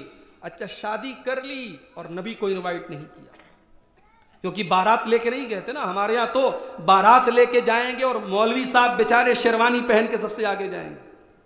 مولوی صاحب کو اگر آپ بارات میں نہیں لے کے گئے تو مولوی صاحب اگلے دن خطبے میں آپ کو ڈانٹ دیں گے، اس کمبخت نے مجھے اپنے بارات میں نہیں بلایا تھا۔ وہاں شادی ہو گئی عبد الرحمن ابن عوف کی، نبی کو پتا بھی نہیں ہے۔ اچھا اس زمانے میں جب شادی ہوتی تھی تو عورتیں خوشبو لگاتی تھی، وہ پیلے رنگ کی خوشبو ہوتی تھی۔ جب کوئی شادی کرتا تھا اور بیوی سے ملاقات کرتا تھا تو کپڑے پر وہ پیلے رنگ کی خوشبو لگ جاتی تھی۔ آپ کے یہاں بھی ہلدی کی رسم ہوتی ہے نا؟ ہوتی ہے کہ نہیں ہوتی ہے؟ مجھے تو بتایا بڑے دھوم دھام سے ہوتی ہے بھائی صاحب، مجھے بتانے والوں نے بتایا ہے کہ ہلدی کی رسم ہوتی ہے تو تمام لڑکیاں گھر کی جو ہے وہ پیلا کپڑا پہنتی ہیں۔ ابھی میں انٹرنیٹ پر سرچ کر رہا تھا کہ یہ بھارت میں وواہ میں ہلدی کی پرمپرا کیوں ہے۔ میں نے گوگل پہ بس اتنا ٹائپ کیا کہ بھارتی وواہ میں ہلدی کی پرمپرا کیوں ہے، تو گوگل کے اندر سے جواب نکل کر کے سامنے آیا کہ بھارت کی پرمپرا میں ہلدی کو یہ اچھے مقدر کا پرتیک مانا گیا ہے، اور یہ مانا گیا ہے کہ اگر آپ کو نظر لگنے والی ہوگی تو ہلدی کی وجہ سے نہیں لگے گی، یعنی اس کے ساتھ ایک عقیدہ جڑا ہے۔ ہلدی ایسے ہی نہیں لگائی جاتی ہے، ہلدی کے ساتھ ایک عقیدہ جڑا ہے، اور ہندو مذہب کی کتابوں میں یہ لکھا ہے کہ ہلدی لگانے سے اگر آپ کے گھر میں کوئی نحوست آنے والی ہے تو وہ نہیں آئے گی۔ میرے بھائیوں، ہمارا مسلمان آج ہلدی لگا رہا ہے، ہلدی کی رسم ہو رہی ہے، اور باقاعدہ تمام لڑکیاں گھر کی وہ پیلا کپڑا پہن رہی ہیں۔ بھئی ٹھیک ہے، ایک جڑی بوٹی اور ایک مسالے کے طور پر کوئی اگر اپنے بدن پہ ہلدی لگاتا ہے، ایک اینٹی سیپٹک چیز ہے، بدن کی توچا کو نکھارنے کا کام کرتی ہے، وہاں تک تو ٹھیک ہے، مگر آپ نے ایک رسم بنا لیا، باقاعدہ ہلدی کے نام سے پورا ایک فنکشن ہو رہا ہے، تمام لڑکیاں پیلا کپڑا پہن رہی ہیں، اس کا مطلب کہ آپ دوسری قوموں کے طریقے کو اپنا رہے ہیں، ان کے کلچر کو اپنا رہے ہیں، ان کی پرمپرا کو اپنا رہے ہیں۔ اور اللہ کے پیارے نبی کی حدیث کان کھول کر کے سن لو، من تشبہ بقوم فہو منہم، جو کسی قوم کی نقل کرتا ہے وہ انہی میں سے رہے گا۔ ٹھیک ہے، ہم ہلدی کی رسم منا رہے ہیں، کوئی بات نہیں، کل قیامت کے دن اللہ تعالیٰ ہمیں انہی لوگوں کے ساتھ اٹھائے گا جو دنیا میں ہلدی کی رسم مناتے تھے اور جو غیر اللہ کے آگے سجدہ کرتے تھے اور غیر اللہ کی عبادت کرتے تھے۔ اللہ نہ کرے ہمارا حشر ان کے ساتھ۔ عبد الرحمن ابن عوف نے شادی کی، پیلے رنگ کی خوشبو لگی تھی، نبی اکرم کی نظر پڑ گئی۔ نبی اکرم نے پوچھا کہ عبد الرحمن کیا تم نے شادی کی ہے؟ ہاں اللہ کے نبی میں نے شادی کی ہے۔ اللہ کے نبی نے کوئی شکایت نہیں کی کہ تم نے شادی کر لی اور تم نے مجھے انوائٹ بھی نہیں کیا۔ آپ نے کوئی کمپلینٹ نہیں کی کہ اے عبد الرحمن تم نے نکاح کر لیا اور تم مجھے اپنی بارات میں نہیں لے کے گئے، کیونکہ اس زمانے میں بارات کا کوئی کانسیپٹ نہیں تھا۔ یہ بارات کا لفظ تو ہمارے بھارت میں آیا ہے، یہ ور سے بنا ہے، یہ بر سے بارات بنا ہے۔ یہ لڑکے والے جب 100-200 لوگوں کی تعداد کو لے کر کے آتے ہیں تاکہ لڑکی کے باپ کو اور اس کے سینے پر بوجھ ڈال دیں، اس مقصد کے تحت وہ بارات لے کے آتے ہیں۔ اچھا باراتیوں کے بھی بڑے نخرے ہوتے ہیں، کہیں کہیں باراتی جاتے ہیں تو صاحب اگر کھانے میں کوئی چیز کم ہو گئی یا ان کے ٹفن میں کوئی چیز کم ہو گئی تو بارات لوٹ جاتی ہے، ارے ہمارے باراتیوں کو آپ نے میٹھا نہیں کھلایا، بنگالی مشٹی نہیں کھلائی آپ نے ہمارے باراتیوں کو۔ چھوٹی چھوٹی باتوں پر بارات لوٹ جاتی ہے۔ یہ کتنی بڑی بے غیرتی اور بے شرمی کی بات ہے میرے بھائیوں۔ صحابہ کے دور میں کبھی بارات نہیں گئی۔ اور میری بات کان کھول کے سن لو، میں اپنے نوجوانوں سے کہنا چاہوں گا کہ یہ بارات اور جہیز تقریر سے ختم نہیں ہوگی، یہ بارات اور جہیز ختم ہوگی جب لڑکا اپنے ماں باپ سے پورے کانفیڈنس کے ساتھ کہے گا کہ میری شادی ہوگی تو میں سنت طریقے سے 4-5 لوگ ہم جائیں گے اور لڑکی کو ودا کر کے لے کے آئیں گے. ہم کوئی بارات لے کے نہیں جائیں گے اور کوئی جہیز نہیں لے گے جب لڑکا یہ گٹس اپنے اندر پیدا کرے گا. ارے میں کہتا ہوں, اپنے بھائیوں سے کہتا ہوں کہ اگر آپ کو لڑکی کا باپ اگر مسیری نہیں دے رہا ہے, آپ ایک معمولی سی چارپائی پہ لیٹ جانا میرے بھائی. جب اللہ آپ کو نوازے گا آپ اپنے پیسے سے چارپائی خرید لینا, مسیری خرید لینا. کیا ضرورت ہے کہ آپ اپنے سسر کے پیسے سے مسیری لیں, سسر کی بائک پر آپ سواری کریں, آپ اپنے قوت بازو پر کھڑے ہو کر کے دکھائیں, انشاءاللہ اس میں برکت پیدا ہو. اللہ کے نبی نے پوچھا, ہے عبد الرحمن تم نے اپنی بیوی کو مہر میں کیا دیا؟ غور کرو, آج لڑکے سے سوال کیا جاتا ہے کہ تجھے جہیز میں کیا ملا. نبی اکرم تو سوال کر رہے ہیں تو نے اپنی بیوی کو کیا دیا؟ اے اللہ کے نبی, نواتم من ذابن, میں نے سونے کی کھجور کی ڈلی کے برابر سونا دیا ہے. ابھی تو ان کے پاس ایک پیسہ بھی نہیں تھا اور ابھی کاروبار کر کے اللہ نے اتنی برکت سے نوازا ہے کہ اپنی بیوی کو انہوں نے مہر میں سونے کی کھجور کی گٹھلی کے برابر انہوں نے سونا دیا ہے. نبی اکرم نے فرمایا اولم ولو بشاتن, اے عبد الرحمن تم ولیمہ کرو, چاہے تم ایک بکری ہی ذبح کر کے کیوں نہ کرو. میرے پیارے ساتھیوں, عبد الرحمن ابن عوف نے بہت پیسہ کمایا, حلال طریقے سے پیسہ کمایا, اس میں سود و بیاج کی کوئی آمیزش نہیں تھی, اس میں رشوت کی کوئی آمیزش نہیں تھی. میرے بھائیوں, اپنی اولاد کے پیٹ میں حرام کمائی نہ ڈالو, اپنی اولاد کے بدن میں حرام کمائی کا خون نہ ڈالو. اللہ کے نبی فرماتے ہیں کل لحم نبت من صوت فالنار اولا بہ, جس بدن کی پرورش حرام کمائی سے ہوگی وہ بدن جہنم کی آگ میں جائے گا. اگر ہمارے گھر میں سود کا پیسہ آ رہا ہے, ہمارے گھر میں بیاج کا پیسہ آ رہا ہے, ہمارے بچوں کے بدن میں وہ حرام کا پیسہ جا رہا ہے, ہم اپنے بچوں کو جہنم کی آگ میں جھونک رہے ہیں.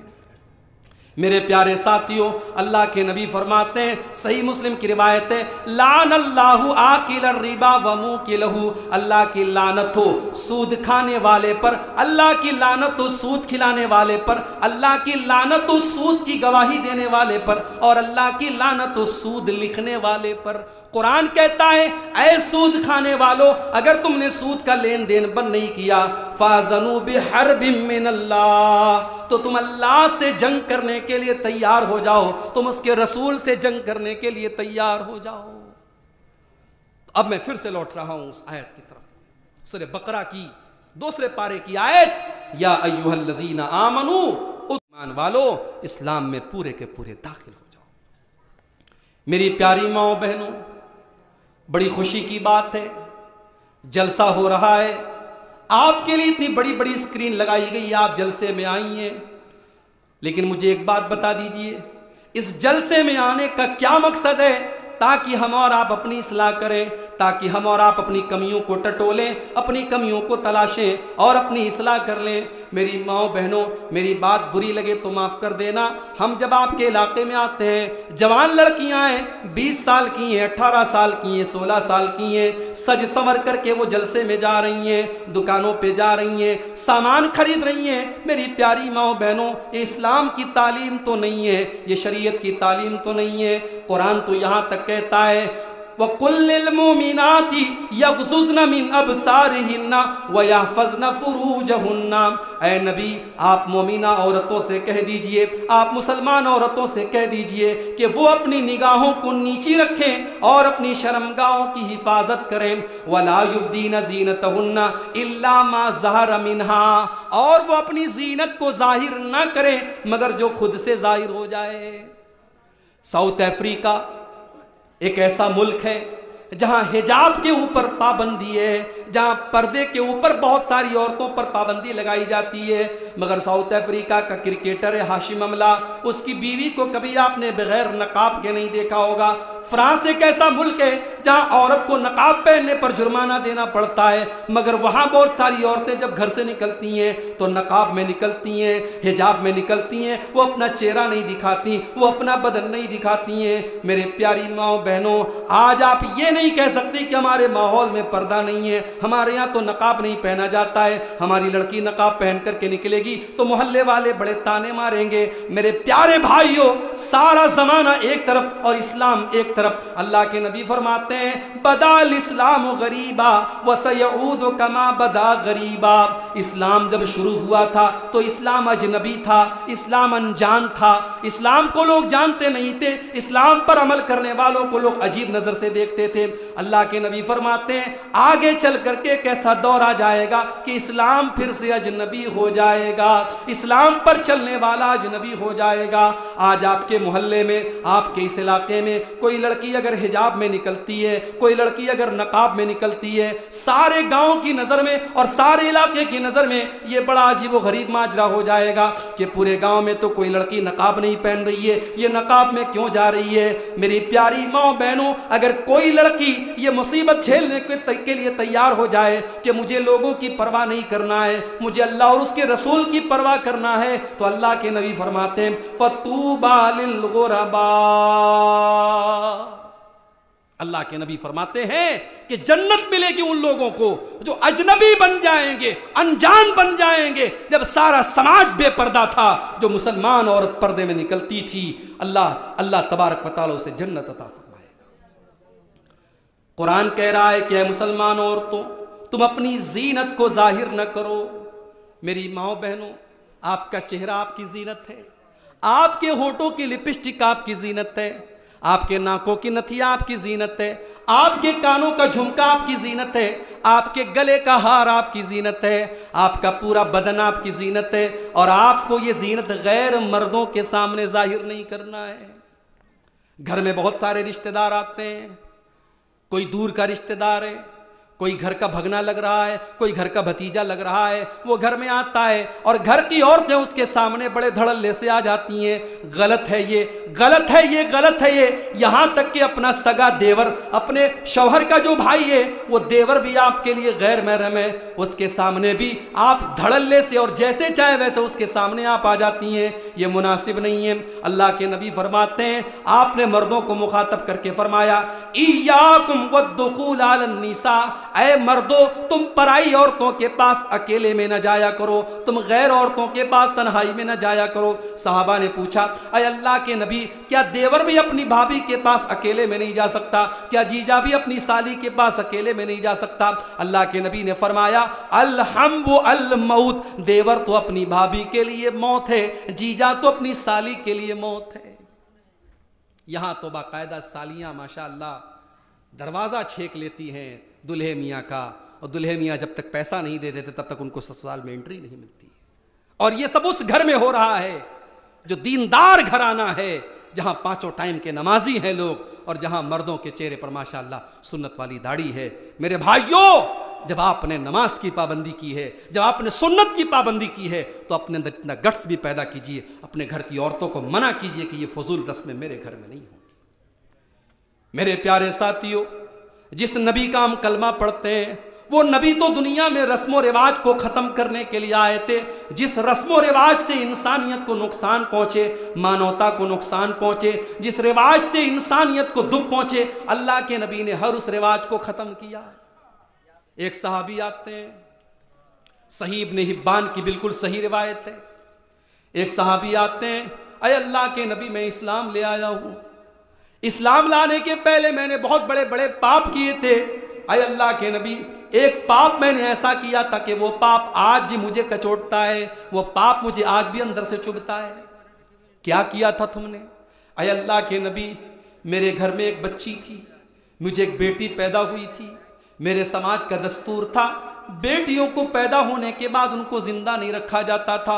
اے اللہ کے نبی ہم نے اپنی بیٹی کو پالا، وہ کچھ بڑی ہو گئی، وہ یا ابتی کہنے لگی، وہ ابا جان کہنے لگی، وہ مجھ سے بڑا پیار کرتی تھی، میں جب بھی بلاتا تھا وہ دوڑ کر کے میرے پاس آتی تھی۔ اے اللہ کے نبی میں اپنی قوم کے تانے سن سن کر کے تنگ آ گیا، اور ایک دن میں نے یہ فیصلہ کر لیا کہ اب میں اس اپمان کو نہیں سہوں گا، اب میں اس کلنک کو نہیں سہوں گا۔ میں نے اپنی بیٹی کو لیا، اپنے گھر سے تھوڑی دور پہنچا، ایک کنویں کے پاس پہنچا، میں نے اپنی بیٹی کو اپنے ساتھ لیا تھا اور بیٹی بڑی خوشی خوشی میرے ساتھ آ رہی تھی. میں جب بھی بیٹی کو پکارتا تھا وہ دوڑی دوڑی میرے پاس آتی تھی. اے اللہ کے نبی, میں کنویں کے پاس پہنچا اور میں نے اپنے انہی ہاتھوں سے اپنی بیٹی کو دھکا دے دیا اور اس کنویں کے اندر ڈال دیا. میری بیٹی میری آنکھوں کے سامنے مر گئی. اے اللہ کے نبی, میری بیٹی کے آخری الفاظ جو آج بھی میرے کانوں میں گونجتے ہیں, ایک ہی لفظ وہ بار بار کہہ رہی تھی, یا ابتی یا ابتی, اے ابا جان اے ابا جان. گویا کہ وہ یہ کہنا چاہ رہی تھی, اے ابا جان اپنی بیٹیا کا قصور تو بتا دو, اپنی بیٹی کی غلطی تو بتا دو, آپ نے اپنی بیٹی کو کس غلطی کی سزا دی ہے. صحابی یہ واقعہ سناتے ہیں, صحابی رونے لگتے ہیں, اللہ کے پیارے نبی کی آنکھوں سے بھی آنسو بہنے لگتے ہیں. صحابہ کرام یہ منظر دیکھ کر کے غمگین ہو جاتے ہیں اور صحابہ اس صحابی سے کہتے ہیں کہ تو نے اللہ کے نبی کو دکھی کر دیا, تو نے اللہ کے نبی کو غمگین کر دیا. وہ اللہ کے نبی کہتے ہیں کوئی بات نہیں, یہ تو اپنے دل کا دکھڑا بیان کر رہے تھے. پھر آپ اللہ کے نبی اپنے اس صحابی سے کہتے ہیں کہ اے میرے صحابی, جب تم اسلام لے آئے تو اسلام کے پہلے کہ تمہارے سارے پاپ معاف ہو گئے, سارے گناہ معاف ہو گئے, اب یہاں سے تم نئی زندگی کی شروعات کرو, تمہارے سارے گناہ معاف ہو گئے تو تمہارا یہ گناہ بھی اللہ کیا معاف ہو جائے گا. تم نے اپنی بیٹی کے ساتھ جو کیا وہ غلط کیا, لیکن تم نے اس وقت اسلام تم نہیں جانتے تھے, تمہارے پاس اسلام کی دولت نہیں تھی, اب تم اسلام لے آئے ہو تو تمہارا اس گناہ اللہ نے معاف کر دیا. میرے پیارے ساتھیوں, اس رسم کو بھی اللہ کے نبی نے ختم کیا تھا.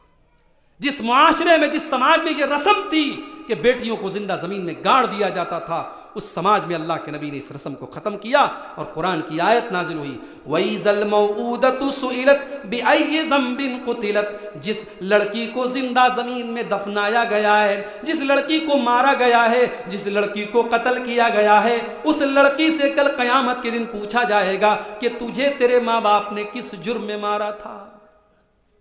یہ تو 1400 سال پہلے کی بات تھی. 2022 کا دور چل رہا ہے, دنیا بڑی ترقی کر چکی ہے, آج انسان چاند پر پہنچ چکا ہے, مگر حالات زیادہ نہیں بدلے. آج بھی بھارت کے اندر ہر منٹ پر نہ جانے کتنی لڑکیاں ماری جا رہی ہیں, کچھ ماں کے پیٹ میں ماری جا رہی ہیں, کچھ پیدا ہونے کے بعد ماری جا رہی ہیں, کچھ کوڑے کے ڈھیر میں پھینکی جا رہی ہیں. میرے بھائیوں, جب آپ اس کے سبب پر غور کرو گے, جب اس کی وجہ پر غور کرو گے تو آپ کو یہ پتا چلے گا یہ جہیز کی جو رسم ہے, اس رسم کا بھی بہت بڑا رول ہے کہ آج اس رسم کی وجہ سے بھی بیٹیاں اپنے ماں باپ کے لیے بوجھ بن چکی ہیں. تو ہر اس رسم کو ختم کرو میرے بھائی جو رسم آپ کے سماج کے لیے اور آپ کے لیے بوجھ بنے. ہمارے نبی تو رسم و رواج کی بیڑیوں سے ہمیں آزاد کرنے کے لیے آئے تھے. قرآن کریم میں اللہ نے فرمایا, وَيَزَوْ عَنْهُمْ إِسْرَهُمْ وَالْأَغْلَالَ الَّتِي كَانَتْ عَلَيْهِمْ. ہم نے تم کو وہ نبی دیا ہے جو نبی تم کو رسم و رواج کی بیڑیوں سے آزاد کرتے ہیں. ہمارے نبی تم کو رسم و رواج کی اور پرمپراؤں کی قید سے آزاد کرنے کے لیے آئے تھے. تو شادی بیاہ میں ہم رسم و رواج کو فالو کریں اور بنے ہیں ہم پکے مسلمان. یا ایھا الذین آمنوا ادخلوا فی السلم کافہ. اے ایمان والو, تم اسلام میں پورے کے پورے داخل ہو جاؤ. مسلمان مکان بناتا ہے. اسی بنگال سے سوال آیا تھا میرے پاس, مولوی صاحب واستو شاستر کے بارے میں آپ کا کیا کہنا ہے؟ میں نے کہا واستو شاستر کیا ہوتا ہے؟ بولے وہ ایک علم ہوتا ہے اور اس کے مطابق لوگ اپنا مکان بناتے ہیں کہ کچن یہاں رکھنا ہے, کمرہ یہاں رکھنا ہے, باتھ روم یہاں رکھنا ہے. بہت سے مسلمان بھی اس پر عمل کرتے ہیں. میں نے کہا اسلام کے اندر واسطو نام کی کوئی چیز نہیں ہے. ہاں, جب آپ اپنے گھر کا باتھ روم بنائیں تو یہ دیکھیں کہ وہ پورب اور پچھم میں نہیں ہے. باقی آپ کا کچن کہیں پر بھی ہو, آپ کا کمرہ کہیں پر بھی ہو, واستو شاستر کی اسلام میں کوئی حیثیت نہیں ہے. آج کتنے مسلمان ہیں جو گھر مکان بنانے میں واستو شاستر کو دیکھتے ہیں. مکان کے اندر وہ تعویذ لٹکاتے ہیں, دروازے کے اوپر وہ تعویذ لٹکاتے ہیں برکت کے نام پر. 786 لکھا ہوتا ہے برکت کے نام پر. یہ تمام چیزیں میرے پیارے بھائیو حرام ہیں. سب سے پہلے اپنے عقیدے کی اصلاح کرو, اپنی توحید کی اصلاح کرو. اس کے بغیر ہم اللہ تعالیٰ کیا کامیاب نہیں ہو سکتے. الذین آمنوا ولم یلبسوا ایمانہم بظلم اولئک لہم الامن وہم مہتدون. جو لوگ ایمان لائے اور انہوں نے اپنے ایمان کے ساتھ شرک کی ملاوٹ نہیں کی، ان کے ایمان میں، ان کی توحید میں شرک کی ملاوٹ نہیں تھی، وہی لوگ اللہ کے یہاں کامیاب ہونے والے ہیں۔ آج آپ کے گھر میں اگر عورتیں شرک کر رہی ہیں، اگر بچوں کے گلے میں تعویذ پہنا جا رہا ہے تو یہ بھی شرک ہے، یہ بھی شرک ہے۔ اگر کسی پیر اور بابا کے پاس جا کر کے آپ کے گھر کی عورتیں سجدہ کر رہی ہیں تو یہ بھی شرک ہے میرے بھائیوں۔ اگر آپ کے گھر میں نظر بد سے بچنے کے لیے نیبو اور مرچا ٹانگا جا رہا ہے تو یہ بھی شرک ہے۔ اگر آپ کے گھر میں خیر و برکت کے نام پہ تعویذ لٹکایا جا رہا ہے تو یہ بھی شرک ہے۔ یہاں تک کہ اگر آپ کے گھر میں ماں کی کوئی قسم کھاتا ہے، باپ کے نام کی کوئی قسم کھاتا ہے، اولاد کے نام کی کوئی قسم کھاتا ہے تو یہ بھی شرک ہے۔ اللہ کے نبی نے فرمایا من حلف بغیر اللہ فقد اشرک، جس نے غیر اللہ کے نام کی قسم کھائی اس نے شرک کیا۔ آج لوگ بڑے دھڑلے سے قسم کھاتے ہیں، بیوی کے سر پہ ہاتھ رکھ کے کہتے ہیں تیری قسم کھاتا ہوں، تیرے سر کی قسم کھاتا ہوں، حرام ہے یہ۔ تو سب سے پہلے ہم اور آپ اپنے عقیدے کی اصلاح کریں، نماز کی پابندی آپ کیجئے۔ ٹھیک ہے، بہت اچھی بات ہے، آپ کا کاروبار چل رہا ہے، آپ کی دکان چل رہی ہے، لیکن دکان کا یہ مطلب نہیں ہے کہ آپ نماز مت پڑھیے۔ مسلمان کاروبار بھی کرتا ہے، دکان بھی کرتا ہے، نماز بھی پڑھتا ہے۔ تمہیں یہ منظر دیکھنا ہے تو سعودی عرب کی دھرتی پر آج بھی دیکھ لو، حی علی الصلاۃ کی آواز آتے ہی ساری دکانوں کے شٹر گر جاتے ہیں، لوگ مسجد کی طرف دوڑتے ہیں، نماز کا ٹائم ہو گیا تو سارے کام بند۔ اور یہی قرآن کی تعلیم ہے، رجال لا تلہیہم تجارت ولا بیع عن ذکر اللہ واقام الصلاۃ، میرے نیک بندے وہ ہیں ان کا کاروبار ان کو نماز سے نہیں روکتا۔ اپنے کاروبار سے کہہ دو کہ میری نماز کا ٹائم ہے، نماز سے مت کہو کہ میری دکان کا ٹائم ہے۔ خود بھی نماز کی پابندی کرو، اپنے بچوں کو بھی نماز کا پابند بناؤ۔ بچے 7 سال کے ہو جائیں، اللہ کے نبی فرماتے ہیں مروا اولادکم بالصلاۃ وهم ابناء 7 سنین، جب تمہارے بچے 7 سال کے ہو جائیں انہیں نماز کا حکم دو، اور جب وہ 10 سال کے ہو جائیں اور نماز نہ پڑھے تو ان کی پٹائی کرو۔ میری ماؤں بہنوں، آپ بھی اپنے گھر کی لڑکیوں کو نماز کی تعلیم دیں۔ بچیاں جوان ہو جائیں تو خاص طور سے ان کو نماز ضرور پڑھوائیں اور رمضان کے روزے بھی ضرور رکھوائیں۔ ہمارے یہاں 12 سال کی لڑکیاں ہو جاتی ہیں، لوگ کہتے ہیں ابھی ہماری بچی تو بہت چھوٹی ہے، روزہ رکھنے کی کیا ضرورت ہے۔ اگر لڑکی کو مینسس شروع ہو گئے، اگر لڑکی کو ماسک شروع ہو گیا تو شریعت کی ٹرم میں وہ بالغ ہے، اور بالغ لڑکی کے اوپر روزہ فرض ہے، چاہے وہ مئی اور جون کے مہینے میں روزہ پڑ رہا ہو۔ آپ اپنی بچی کو چھوٹی چھوٹی کہہ کر کے اس کے روزے کو چھڑوا رہے ہیں، اس کا گناہ آپ کے سر پہ جائے گا۔ بچیاں بڑی ہو گئی، ان کو روزہ رکھنا فرض ہے، ان سے روزہ رکھوائیے۔ بچی آپ کی بالغ ہو گئی، اب جب وہ نماز پڑھے گی، اللہ کے نبی فرماتے ہیں لا يقبل اللہ صلاۃ حائض الا بخمار، بالغ عورت کی نماز بغیر دوپٹے کی قبول نہیں ہوتی۔ نماز میں وہ دوپٹہ اس کے سر پہ ہونا ضروری ہے۔ لڑکی بالغ ہو گئی، بغیر دوپٹے کے نماز نہیں پڑھ سکتی، یہ اللہ کے نبی کی حدیث ہے۔ کبھی کبھی آپ سوچئے میرے بھائی کہ قرآن میں اللہ نے کیسی کیسی باتیں بیان کی۔ گھر میں لڑکی اپنے ماں کے، اپنے باپ کے سامنے، اپنے بھائی کے سامنے، ساس اپنے داماد کے سامنے، ظاہر داماد سے پردہ تو نہیں ہے، بھائی سے پردہ تو نہیں ہے، باپ سے پردہ تو نہیں ہے، سسر سے پردہ تو نہیں ہے، مگر قرآن کیا کہتا ہے وَلْيَضْرِبْنَ بِخُمُرِهِنَّ عَلَىٰ جُيُوبِهِنَّ، اے مسلمان عورتوں اپنے محرم رشتہ داروں کے سامنے بھی تمہارا دوپٹہ تمہارے سینے پر ہونا چاہیے۔ یہ نہ ہو کہ ارے میرا بھائی ہے دوپٹہ جہاں تہاں رکھا رہے، نہیں، دوپٹہ تمہارے سینے پر ہونا چاہیے۔ یہ رب کا قرآن بتا رہا ہے، عورت کو دوپٹہ رکھنے کا طریقہ قرآن بتا رہا ہے۔ اور آگے فرمایا وَلَا يَضْرِبْنَ بِأَرْجُلِهِنَّ لِيُعْلَمَ مَا يُخْفِينَ مِنْ زِينَتِهِنَّ، اے مسلمان عورتوں جب تم زمین پہ چلا کرو تو اپنے پاؤں کو زمین پہ زور زور سے مار کے نہ چلا کرو، تاکہ تمہارے پائل کی آواز غیر مردوں تک نہ جائے۔ میرے پیارے ساتھیوں، جو اسلام عورت کے پائل کی آواز کو غیر مردوں تک جانے کی اجازت نہیں دیتا، وہ اسلام اس بات کی کیسے اجازت دے دے گا کہ عورت تیز خوشبو والے پرفیوم لگا کر کے جلسوں میں جائے، عورت تیز خوشبو والے پرفیوم لگا کر کے بازاروں اور مارکیٹ میں جائے، وہ مردوں کے شانہ بشانہ اور ان کے ساتھ جا کر کے کھڑی ہو جائے۔ عورت تو وہ چیز ہوتی ہے میرے بھائی، اس کی چال سے پتہ لگ جاتا ہے کہ وہ کتنی شرم و حیا والی. حضرت موسیٰ علیہ السلام جب مدین گئے تھے اور بھوکے پیاسے تھے, ایک پیڑ کے نیچے بیٹھے ہوئے تھے, تو موسیٰ علیہ السلام نے دیکھا کہ 2 لڑکیاں ہیں اور اپنے اپنے جانوروں کو لے کر کے کھڑی ہیں. لوگ اپنے اپنے جانوروں کو پانی پلا رہے ہیں اور وہ دونوں لڑکیاں لائن سے الگ کھڑی ہوئی ہیں. حضرت موسیٰ ان کے پاس پہنچے اور کہا کہ کیا بات ہے, تم لوگ لائن سے الگ کیوں کھڑی ہو؟ قالتا لا نسقی حتی یصدر الرعاء وابونا شیخ کبیر.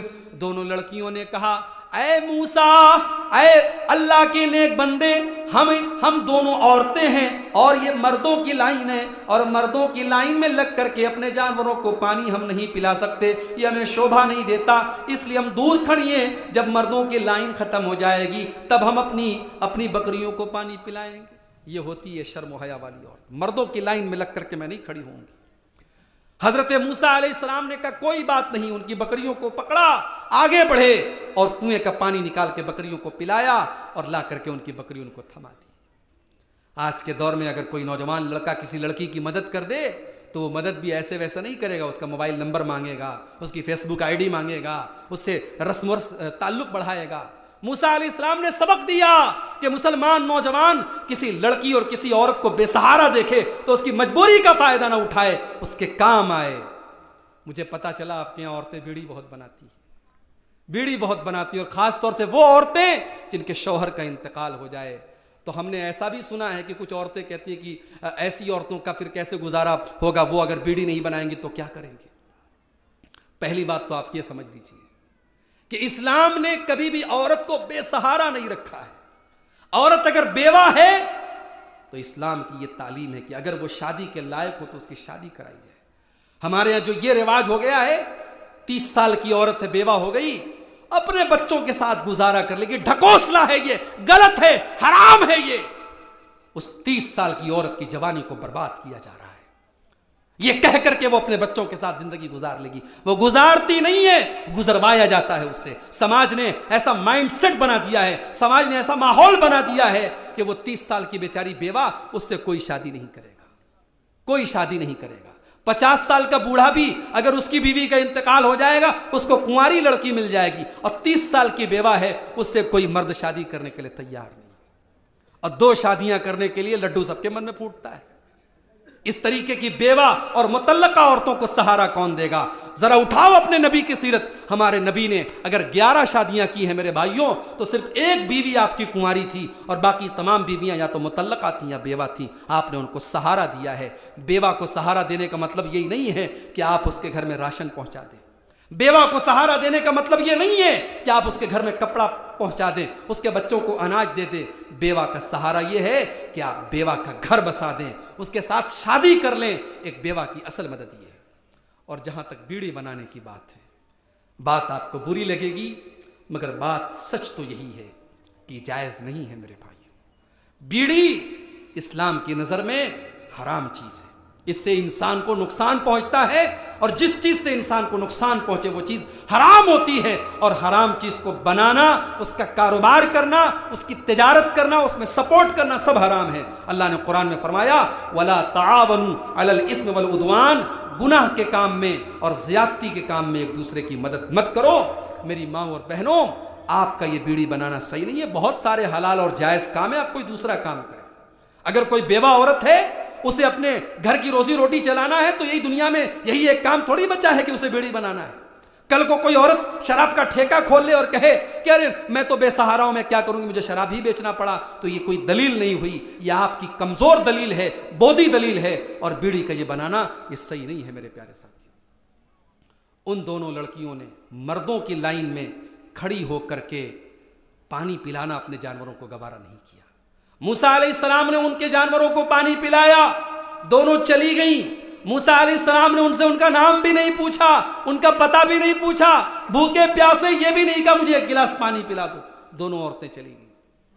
موسیٰ علیہ السلام پیڑ کے نیچے آ کے بیٹھے, اللہ کی بارگاہ میں ہاتھ اٹھایا اور کہا رب انی لما انزلت الی من خیر فقیر. اے اللہ میں تیرا بندہ موسیٰ ہوں, اور اے اللہ میں تیرے کرم کا محتاج ہوں. اے اللہ تو جو بھی بھلائی مجھے عطا کرے گا میں اس کا محتاج ہوں, میں تیرے فضل و کرم کا محتاج ہوں. موسیٰ علیہ السلام نے اللہ سے اس کا کرم مانگا، اس کی رحمت مانگی، کسی غریب کے کام آ جاؤ، کسی دکھی دل کے کام آ جاؤ میرے بھائی، اور اس کے بعد آپ اللہ سے دعا کرو، ضرور آپ کی دعا قبول ہوگی۔ موسیٰ علیہ السلام نے دعا مانگی، ادھر دونوں لڑکیوں میں سے ایک لڑکی چلی آ رہی ہے۔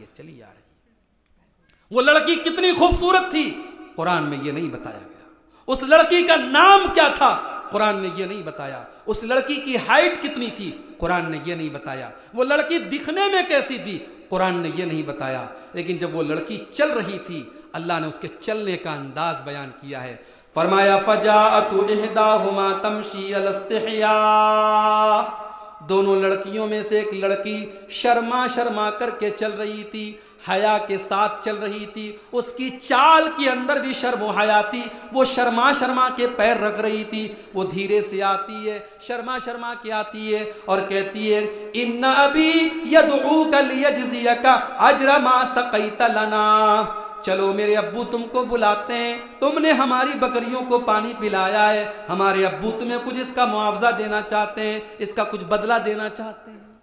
تو مسلمان عورت ایسی ہوتی ہے میرے بھائیوں، آج تو ایسی بوڑھی عورتیں بھی گھر سے ختم ہو گئیں، جو گھر کی کسی جوان لڑکی کو اگر بیہودہ کپڑا پہنتے ہوئے دیکھیں تو ان کو ٹوکیں اور منع کریں کہ یہ کپڑا تو نے کیسا پہنا، جا بدل کیا۔ آج تو وہ بوڑھی عورتیں بھی گھر سے ختم ہو گئیں، آج تو جیسی بیٹی ہے ویسی ماں ہے، ماں بھی بے شرم ہے، بیٹی بھی بے شرم ہے۔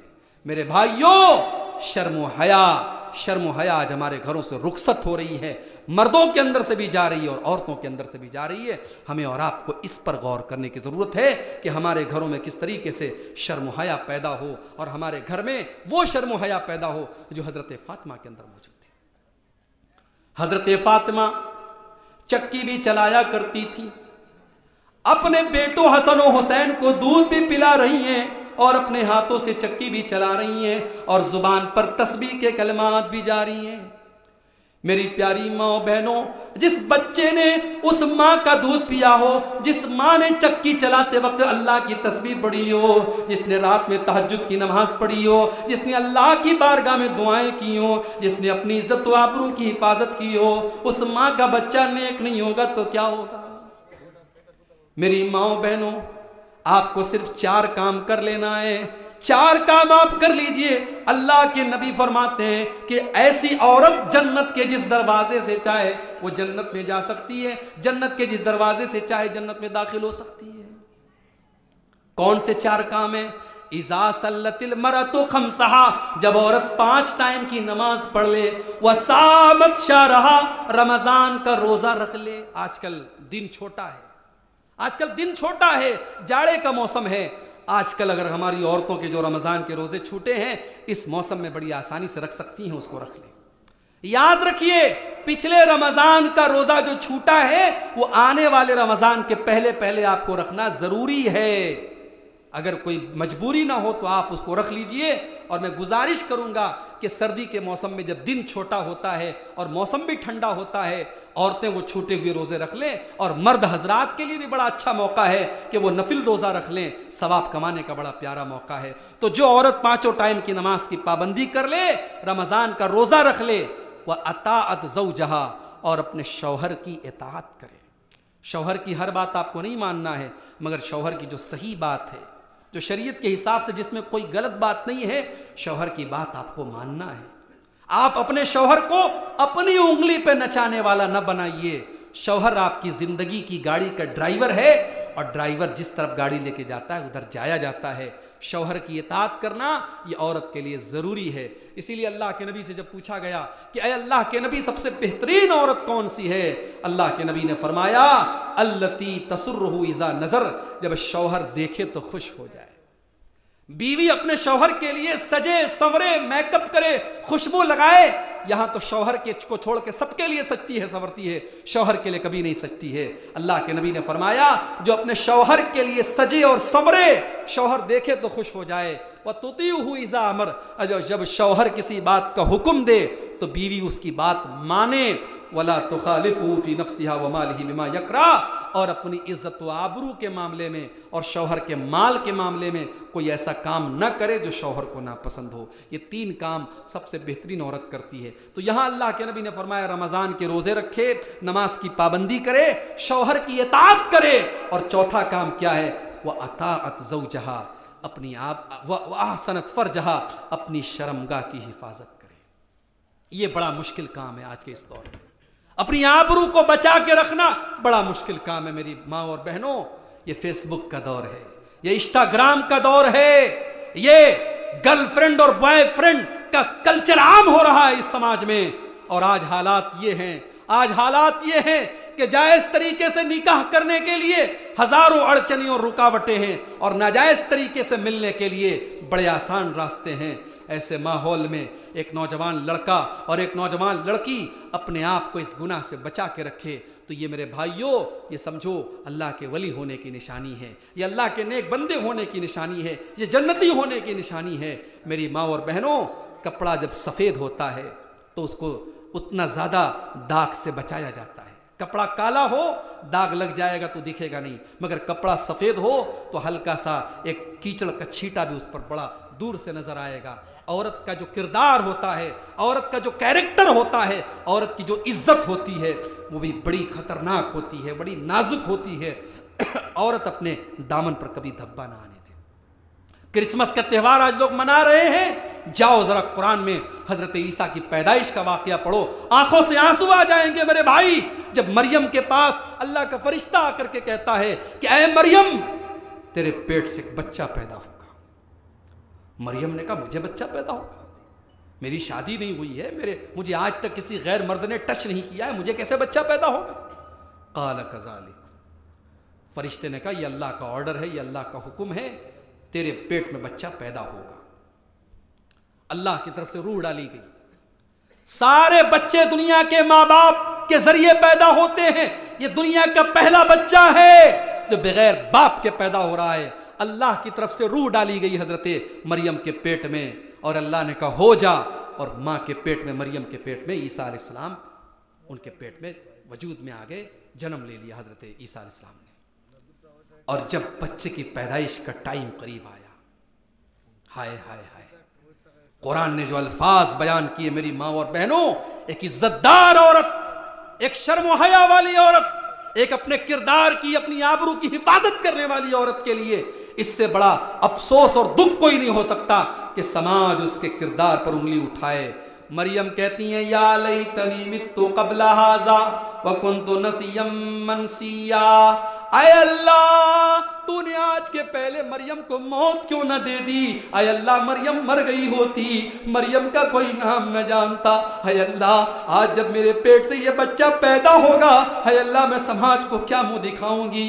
آج لوگ میرے کیریکٹر پر سوال اٹھائیں گے، میرے کردار پر انگلی اٹھائیں گے، اے اللہ میں سماج کو کیا منہ دکھاؤں گی؟ اے کاش آج کے پہلے میں مر گئی ہوتی، میرا نام کوئی جاننے والا نہ ہوتا۔ اللہ نے کہا مریم کوئی بات نہیں، بچہ تو پیدا ہوگا، تمہاری عزت کی حفاظت بھی ہم کریں گے۔ اے مریم تمہیں پانی چاہیے، بچے کی پیدائش کے ٹائم پانی کی ضرورت، پیاس لگے گی تمہیں، تمہارے نیچے نہر جاری ہو جائے گی، تمہیں بھوک لگے گی، اے مریم اس کھجور کے پیڑ کو ہلانا، پکی ہوئی تازہ تازہ کھجوریں تم کو ملے گی۔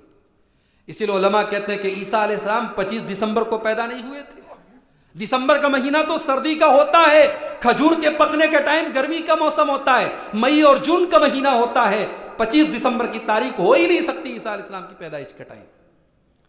اللہ نے کہا مریم کھجور کے پیڑ کو پکڑ کر کے ہلاؤ، تازہ تازہ کھجوریں گریں گی۔ فَكُلِي وَاشْرَبِي وَقَرِّي عَيْنًا، اے مریم کھاؤ اور پیو اور سکون سے رہو، کوئی نظر آئے تو بات مت کرو اور کہہ دو کہ میں نے چپ کا روزہ رکھا ہے، میں کسی سے بات نہیں کروں۔ عیسیٰ علیہ السلام پیدا ہو گئے، حضرت مریم بچے کو گود میں لیتی ہیں اور لے کر کے اپنی قوم کے پاس آتی ہیں۔ قوم کے لوگوں نے دیکھا مریم تو کنواری تھی، کنواری مریم کی گود میں بچہ کہاں سے آ گیا؟ قالوا یا مریم لقد جئت شیئا فریا، اے مریم تو نے بہت بڑا پاپ کیا ہے، تو نے بہت بڑا گناہ کیا ہے۔ یا اخت ہارون ما کان ابوک امرأ سوء وما کانت امک بغیا، اے ہارون کی بہن، اے ہارون کی بہن، نہ تو تیرا باپ بدچلن تھا، نہ تو تیری ماں بدچلن تھی، تو نے یہ پاپ کیسے کر دیا؟ پتہ یہ چلا کہ لڑکیاں اگر بگڑتی ہیں تو یہ 3 رشتہ دار بڑے اس کے ذمہ دار ہوتے، ایک بھائی، ایک ماں، ایک باپ۔ اگر بھائی اسٹرکٹ ہو، باپ صحیح ہو اور ماں صحیح ہو تو بیٹی کے بگڑنے کا چانس بہت کم ہے۔ اگر بیٹیاں بگڑ رہی ہیں تو یا تو بھائی گڑبڑ ہے، یا باپ گڑبڑ ہے، یا ماں گڑبڑ ہے۔ کہا کہ اے ہارون کی بہن، تیرا بھائی ہارون وہ بھی نیک آدمی ہے، تیرا باپ بھی نیک آدمی ہے، تیری ماں بھی نیک عورت تھی، تو کیسے بدچلن نکل گئی؟ ہائے ہائے، ایک پاک دامن عورت کے اوپر جب اتنا بڑا الزام لگایا جائے، اس عورت کے دل پر کیا گزری ہوگی میرے بھائی۔ مریم نے اشارہ کیا اپنے بچے کی طرف، کیونکہ اللہ نے منع کیا تھا بولنا نہیں۔ قالوا کیف نکلم من کان فی المہد صبیا، قوم کے لوگوں نے کہا کہ اے مریم ہم اس بچے سے کیا بات کریں، یہ تو چھوٹا سا معصوم بچہ ہے، یہ تو دودھ پیتا بچہ ہے، ہم اس بچے سے کیا بات کریں؟ حضرت عیسیٰ علیہ السلام ابھی پیدا ہوئے، ابھی دودھ پیتے بچے، اللہ تعالیٰ نے ان کی ماں کے دامن پر جو دھبا لگایا جا رہا تھا، ان کی ماں کی عزت پر جو کیچڑ اچھالا جا رہا تھا، اللہ نے ان کی ماں کی حفاظت کے لیے بیٹے کو زبان دے دی اور ماں کی گود میں بچہ بول پڑا، قال انی عبد اللہ آتانی الکتاب وجعلنی نبیا۔ عیسیٰ علیہ السلام اپنی ماں کی گود سے کہتے ہیں، اے لوگو میں اللہ کا بندہ ہوں، میں اللہ کا بندہ ہوں، اللہ نے مجھے اپنا نبی بنایا ہے اور اللہ نے مجھے کتاب یعنی انجیل دی ہے، وجعلنی مبارکا اینما کنت، اور اللہ نے مجھے برکت والا بنایا ہے، میں جہاں بھی رہوں گا میرے ذریعے برکت ہوتی رہے گی، وَأَوْصَانِي بِالصَّلَاةِ وَالزَّكَاةِ مَا دُمْتُ حَيًّا، اور جب تک میں زندہ رہوں گا میں نماز پڑھتا رہوں گا، میں زکوٰۃ دیتا رہوں گا، وَبَرًّا بِوَالِدَتِي، اور میں اپنی ماں کے ساتھ اچھا سلوک کرتا رہوں گا، وَلَمْ يَجْعَلْنِي جَبَّارًا شَقِيًّا، اور اللہ نے مجھے جبار اور شقی نہیں بنایا، اللہ نے مجھے بد نصیب نہیں بنایا، اللہ نے مجھے ظالم نہیں بنایا۔ علماء کہتے ہیں جو ماں کے ساتھ بدتمیزی کرتا ہے، جو ماں کا دل دکھاتا ہے، جو ماں کو ناراض کرتا ہے، اللہ تعالیٰ اسے جبار اور شقی بنا دیتا ہے، اللہ اسے بد نصیب بنا دیتا ہے، اللہ اسے ظالم بنا دیتا ہے۔ جو اپنی ماں کو نہ چھوڑے وہ دنیا میں کسی کو نہیں چھوڑے گا۔ میرے پیارے ساتھیوں، یہ مریم تھیں، اللہ نے ان کی عزت و آبرو کی حفاظت کے لیے، ان کے ڈیفنس کے لیے ان کے معصوم بچے کو زبان دے دی۔ اور عیسائی کتنے نادان لوگ ہیں کہ وہ دعویٰ کرتے ہیں کہ وہ عیسیٰ مسیح کو مانتے ہیں، وہ عیسیٰ علیہ السلام کو مانتے ہیں، مگر عیسیٰ علیہ السلام پیدا ہونے کے بعد جو پہلا جملہ بولتے ہیں کہ میں اللہ کا بندہ ہوں، عیسائی اس کو نہیں مانتے، وہ عیسیٰ علیہ السلام کو سن آف گاڈ مانتے ہیں، ہم ان کو سلیو آف گاڈ مانتے ہیں، اللہ کا بندہ مانتے ہیں، اور عیسائی ان کو سن آف گاڈ اللہ کا بیٹا مانتے ہیں۔ یہ فرق ہے ہمارے اور عیسائی کے بیچ میں۔ اور عیسائی لوگ یہ مانتے ہیں کہ عیسیٰ علیہ السلام مر گئے، ان کو سولی دے دی گئی، وہ اللہ کے بیٹے تھے، اللہ نے ان کو سولی دلوا دی اور سارے انسانوں کے گناہ انہوں نے اپنے سر پہ لے لیے۔ ہمارا عقیدہ یہ ہے کہ کوئی کسی کا گناہ اپنے سر نہیں لے سکتا۔ عبد الغفار صاحب اپنے گناہ کے ذمہ دار ہوں گے، ہمارے صدر صاحب اپنے گناہ کے ذمہ دار ہوں گے، آپ اور ہم اپنے اپنے عمل کے ذمہ دار ہوں گے، کوئی کسی دوسرے کا بوجھ نہیں اٹھائے گا۔ اور 40 سال زندہ رہیں گے، اور بعض روایات کے مطابق 7 سال زندہ رہیں گے، اور ان کے دور میں بڑا تو انصاف ہوگا، اور پھر وہ اپنی نیچرل موت ان کو آئے گی اور اس کے بعد وہ انتقال کریں گے۔ میرے پیارے ساتھیوں، اصلاح معاشرہ کے تعلق سے یہ چند باتیں آپ کے سامنے رکھی گئی ہیں۔ یہ ایک پرچی آئی ہے جس پر کچھ سوالات لکھے ہیں، ان سوالوں کا جواب دے کر کے ہم بات ختم کریں گے۔ پہلا سوال یہ ہے کہ جمعہ کے دن کتنی اذان دینی چاہیے؟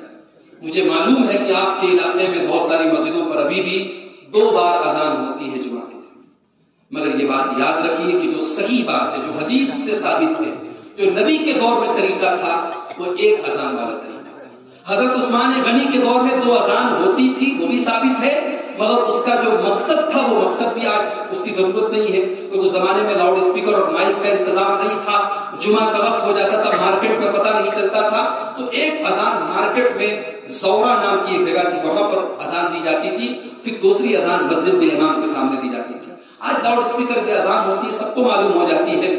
تو جو نبی کے دور میں اذان دی جاتی تھی وہ ایک اذان دی جاتی تھی، وہی صحیح ہے. جی ہاں، بس خطیب جو ہے، خطیب کے خطبہ کے پہلے یعنی جب امام ممبر پر آئے فوراً اذان شروع ہوگی اور اذان ختم ہونے کے بعد خطیب جو ہے وہ کھڑا ہو کر کے، مؤذن امام کے سامنے بھی کھڑا ہو سکتا ہے، آس پاس میں مسجد میں سائڈ میں مسجد ہی کے اندر وہ کھڑا ہوگا، زیادہ دوری پر نہیں کھڑا ہو. کوئی ضروری نہیں کہ ایک دم ٹھیک امام کے سامنے کھڑا ہو. اگر امام کے سامنے کھڑا ہو تو بہتر ہے، لیکن اگر اس کو دائیں دائیں اس کے مؤذن کے اذان دینے کی جگہ ہے تو اس میں کوئی انشاءاللہ کوئی حرج کی بات نہیں ہے.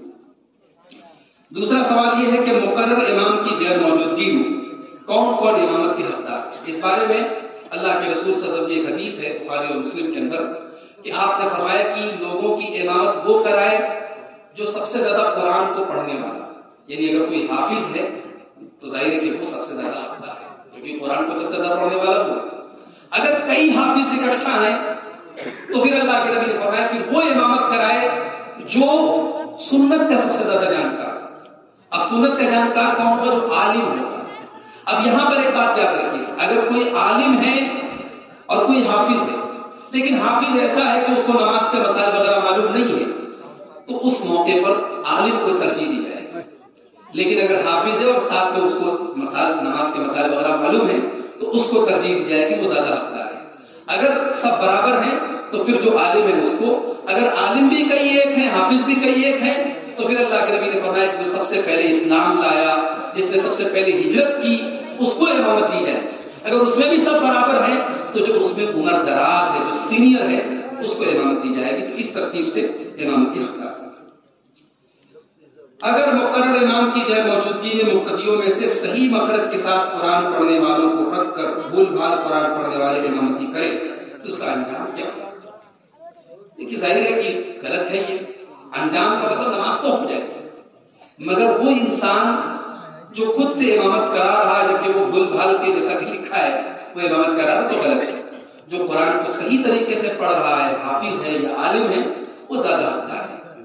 اب اس میں ایک چیز کبھی کبھی یہ بھی ہوتی ہے کہ ایک عالم ہے حافظ ہے لیکن وہ نماز میں کبھی کبھی آتا ہے، فجر میں نہیں آتا یا ایک دو ٹائم میں آتا ہے، اور دوسری طرف ایسا آدمی جو پانچوں ٹائم کا پابند ہے، اس کا مخرج کچھ کمزور ہے، قرآن اتنا اچھا نہیں پڑھ رہا لیکن وہ نماز کا پانچوں ٹائم کا پابند ہے.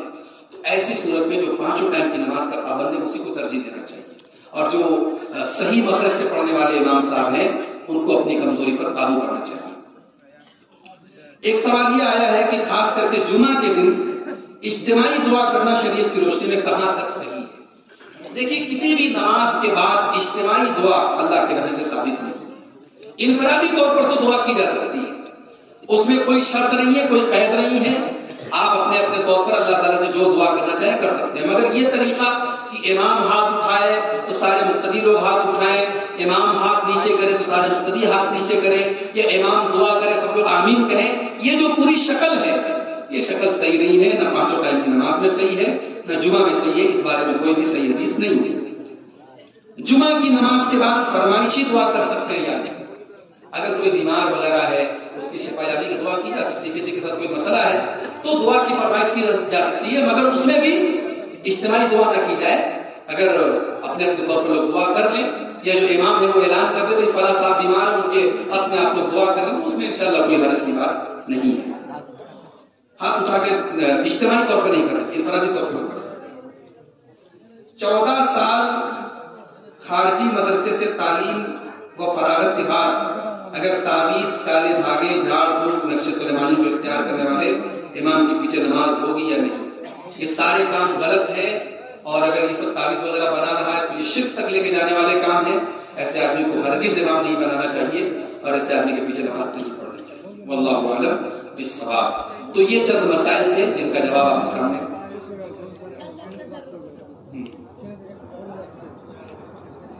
جی